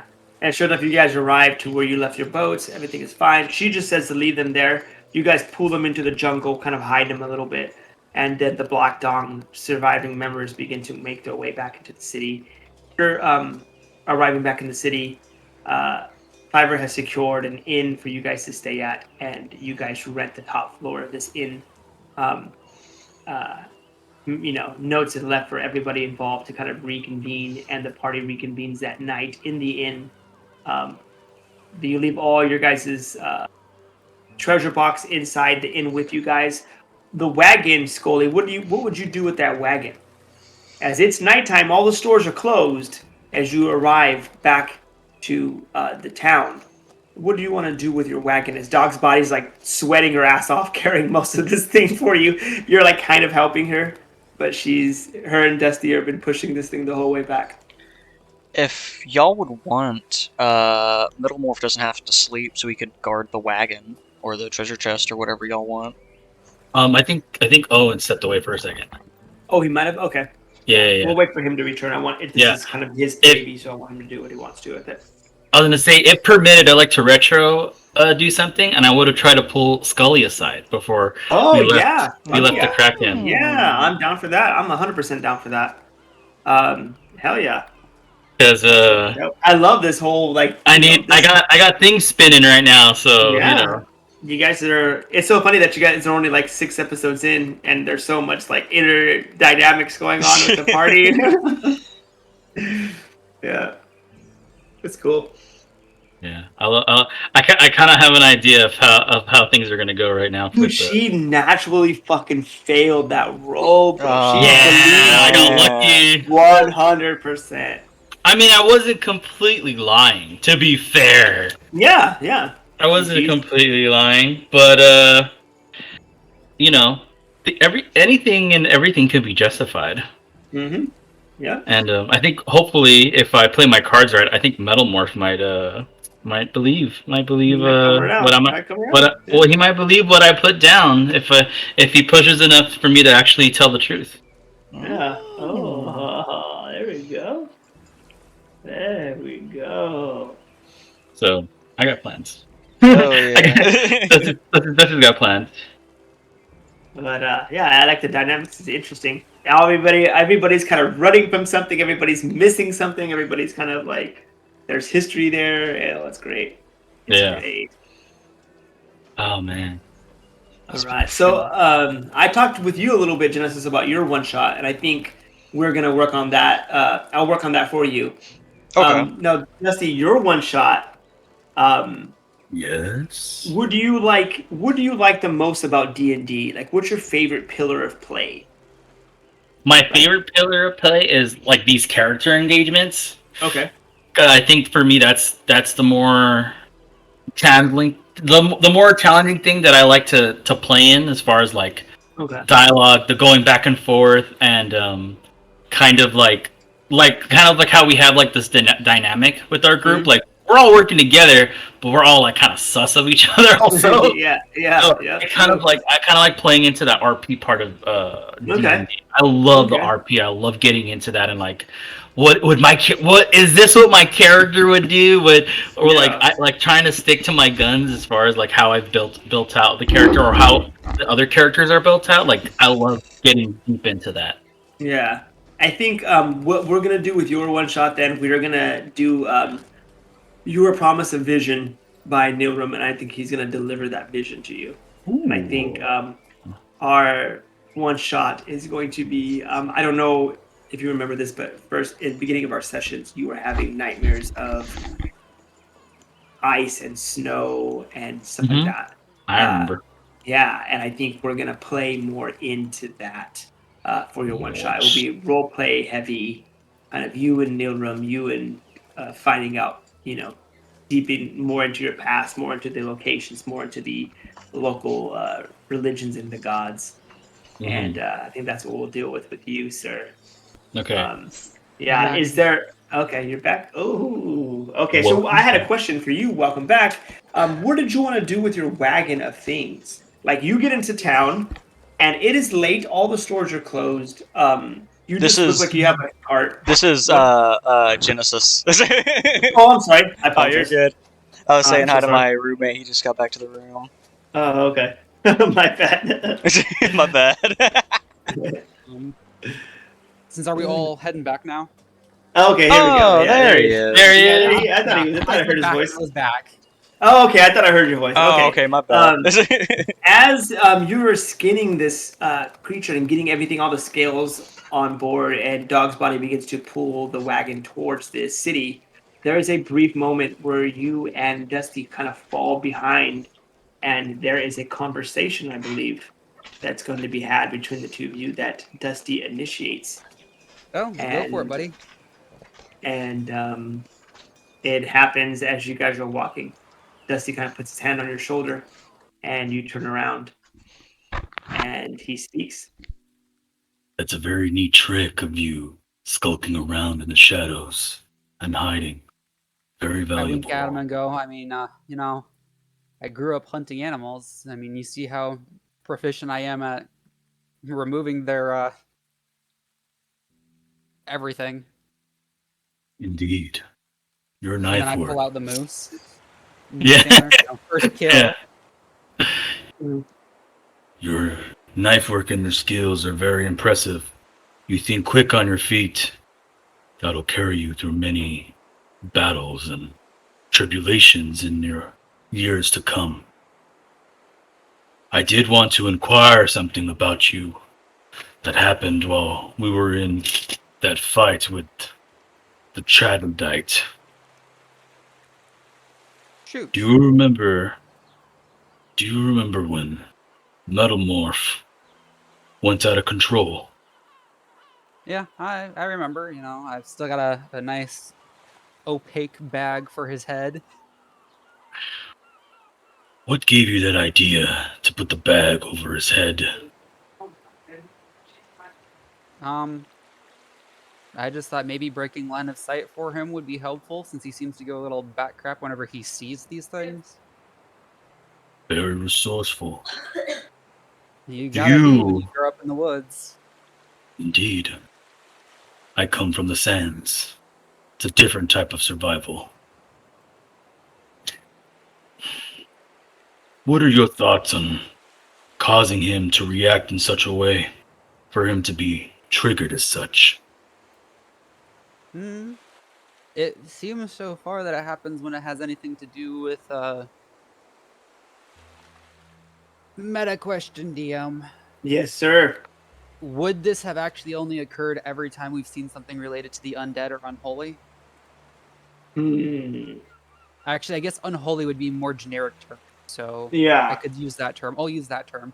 So I'd go Mm-hmm. back and I'd say, it seems to me that it's whenever he's in the presence of something considered, generally and colloquially considered unholy, or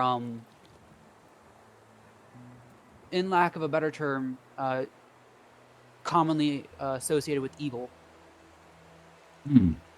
Interesting.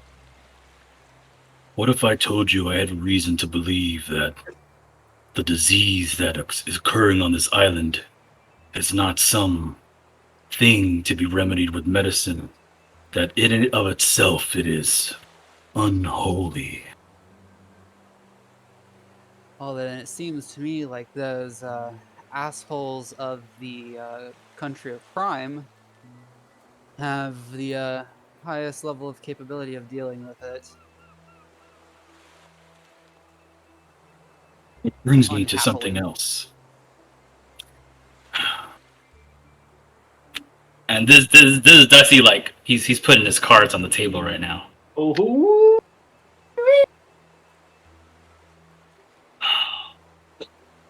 I must admit, I'm sure you, Metalmorph, absolutely, possibly Dog's Body, and the rest of the crew believe that I might have done something unsavory. Oh, I wink at him and I say, "Oh, I know."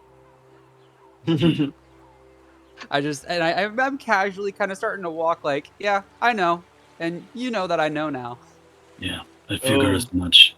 But it's not without reason. Hey, At least to not each without their good own. reason. I ain't trying to stick my beak in nobody else's business. But I must warn you. We must be careful with with any kinds of wounds or diseases that might be on this island, especially with the living construct, Metalmorph. I have reason to believe that if Nomad had turned on the boat, the same thing might have happened again. That seems fair.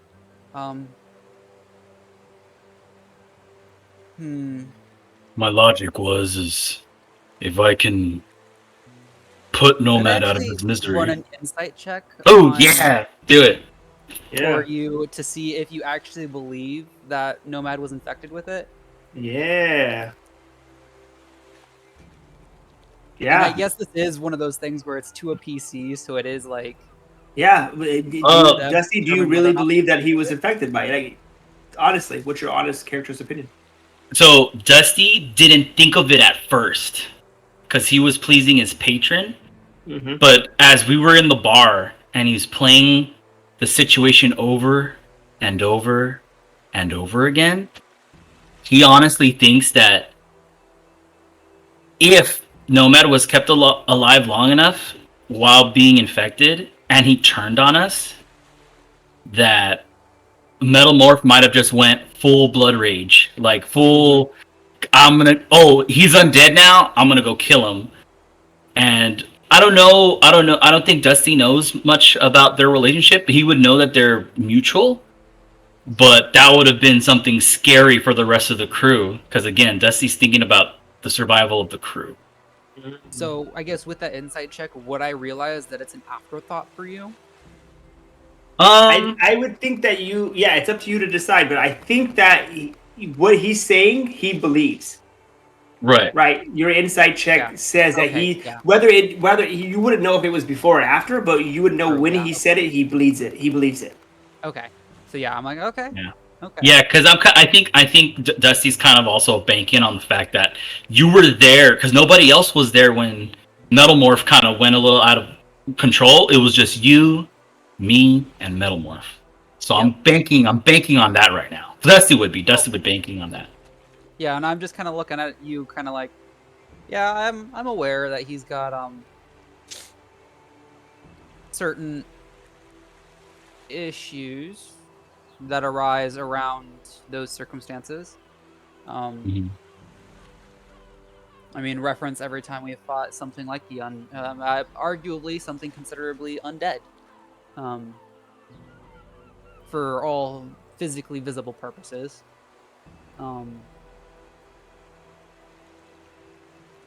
Note, okay. And I would just say, I've got nothing against you, old man. You seem like a decent individual. I'm new to this whole group, so I hold my own personal I have withholdings with everybody just because I don't know you all so very well yet. Things about you that I'm yet to learn. I mean, me and Bully have the closest relationship, I think, of everybody here, just because we share a historical, cultural connection. Indeed. But other than that, you and me have no qualms. And I've just taken note of some of the things that have occurred circumstantially around you. All cards on the table. Very well. I wanted to confide in you for that very reason. Yeah. Because you are young and new. I am a perceptive individual. Perceptive and very, very capable. More so than most of the young whelps that have come to the Black Dawn. But I would want to reiterate that I tell you this in caution and warning. I don't know if it's been mentioned to you or if you're aware, but even for a prestigious group like this, not everybody makes it home. We can't save everybody. I can't save everybody. I would actually look away at that point and get kind of like grim, dark, depressy to spaghetti, and I'd be like, "Oh, I'm well aware that nobody can save everybody." I think as you think about that, Skully, I think you have a image of your town, of your village, kind of flash into your mind, and it really hits home. Yep. I think I'd especially think of the burnt down house. Mm-hmm. Yep. Mm-hmm. And I'd just be like, ouchie. Yeah. I go silent, and anything else Dusty may say to me, I don't respond necessarily. Mm-hmm. Yeah, Dusty would. I would assume Dusty kind of clocks that you're kind of zoned out for the second. Mm-hmm. It's not a second. It's a minute. For the minute. Sorry, my bad. For the minute, and Dusty doesn't have the best bedside manner. So he would just kind of like, in an attempt, he would just put his hand on your shoulder, as he's kind of like, doing this old man thing of just resting his hand on your shoulder and trying to get contact with your eyes and matching eyes. There is no recognition at this moment. I am lost in a whole nother situation. All right. Yeah, this is like one of those people who's having like PTSD flashbacks. Right. Yeah. I have disassociated. Yeah, Dusty would still still say like, he would still want to tell you and make like, hopefully that what he says is kind of rings a little bit, as far as you going into espresso depresso mode.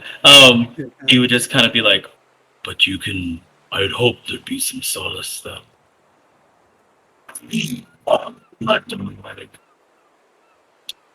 Sorry, there's a motorcycle going by. Yeah, I know. Sorry, there's a motorcycle going by my house. A gargled robot. Hopefully, you take some solace in that. While I'm still around and capable, I will do my best to make sure that we can all make it off this island. And just kind of taps your shoulder, and then he'll just start walking back and catching up with the rest of the group. Yeah, and I'm going to be on autopilot for the rest of the way back to the city. Oh, nice. Okay. And you get back. Sure enough, there is. Go ahead. So hold on. I gotta read something quick. I just need to double check something and how something works. Where is it? There you are.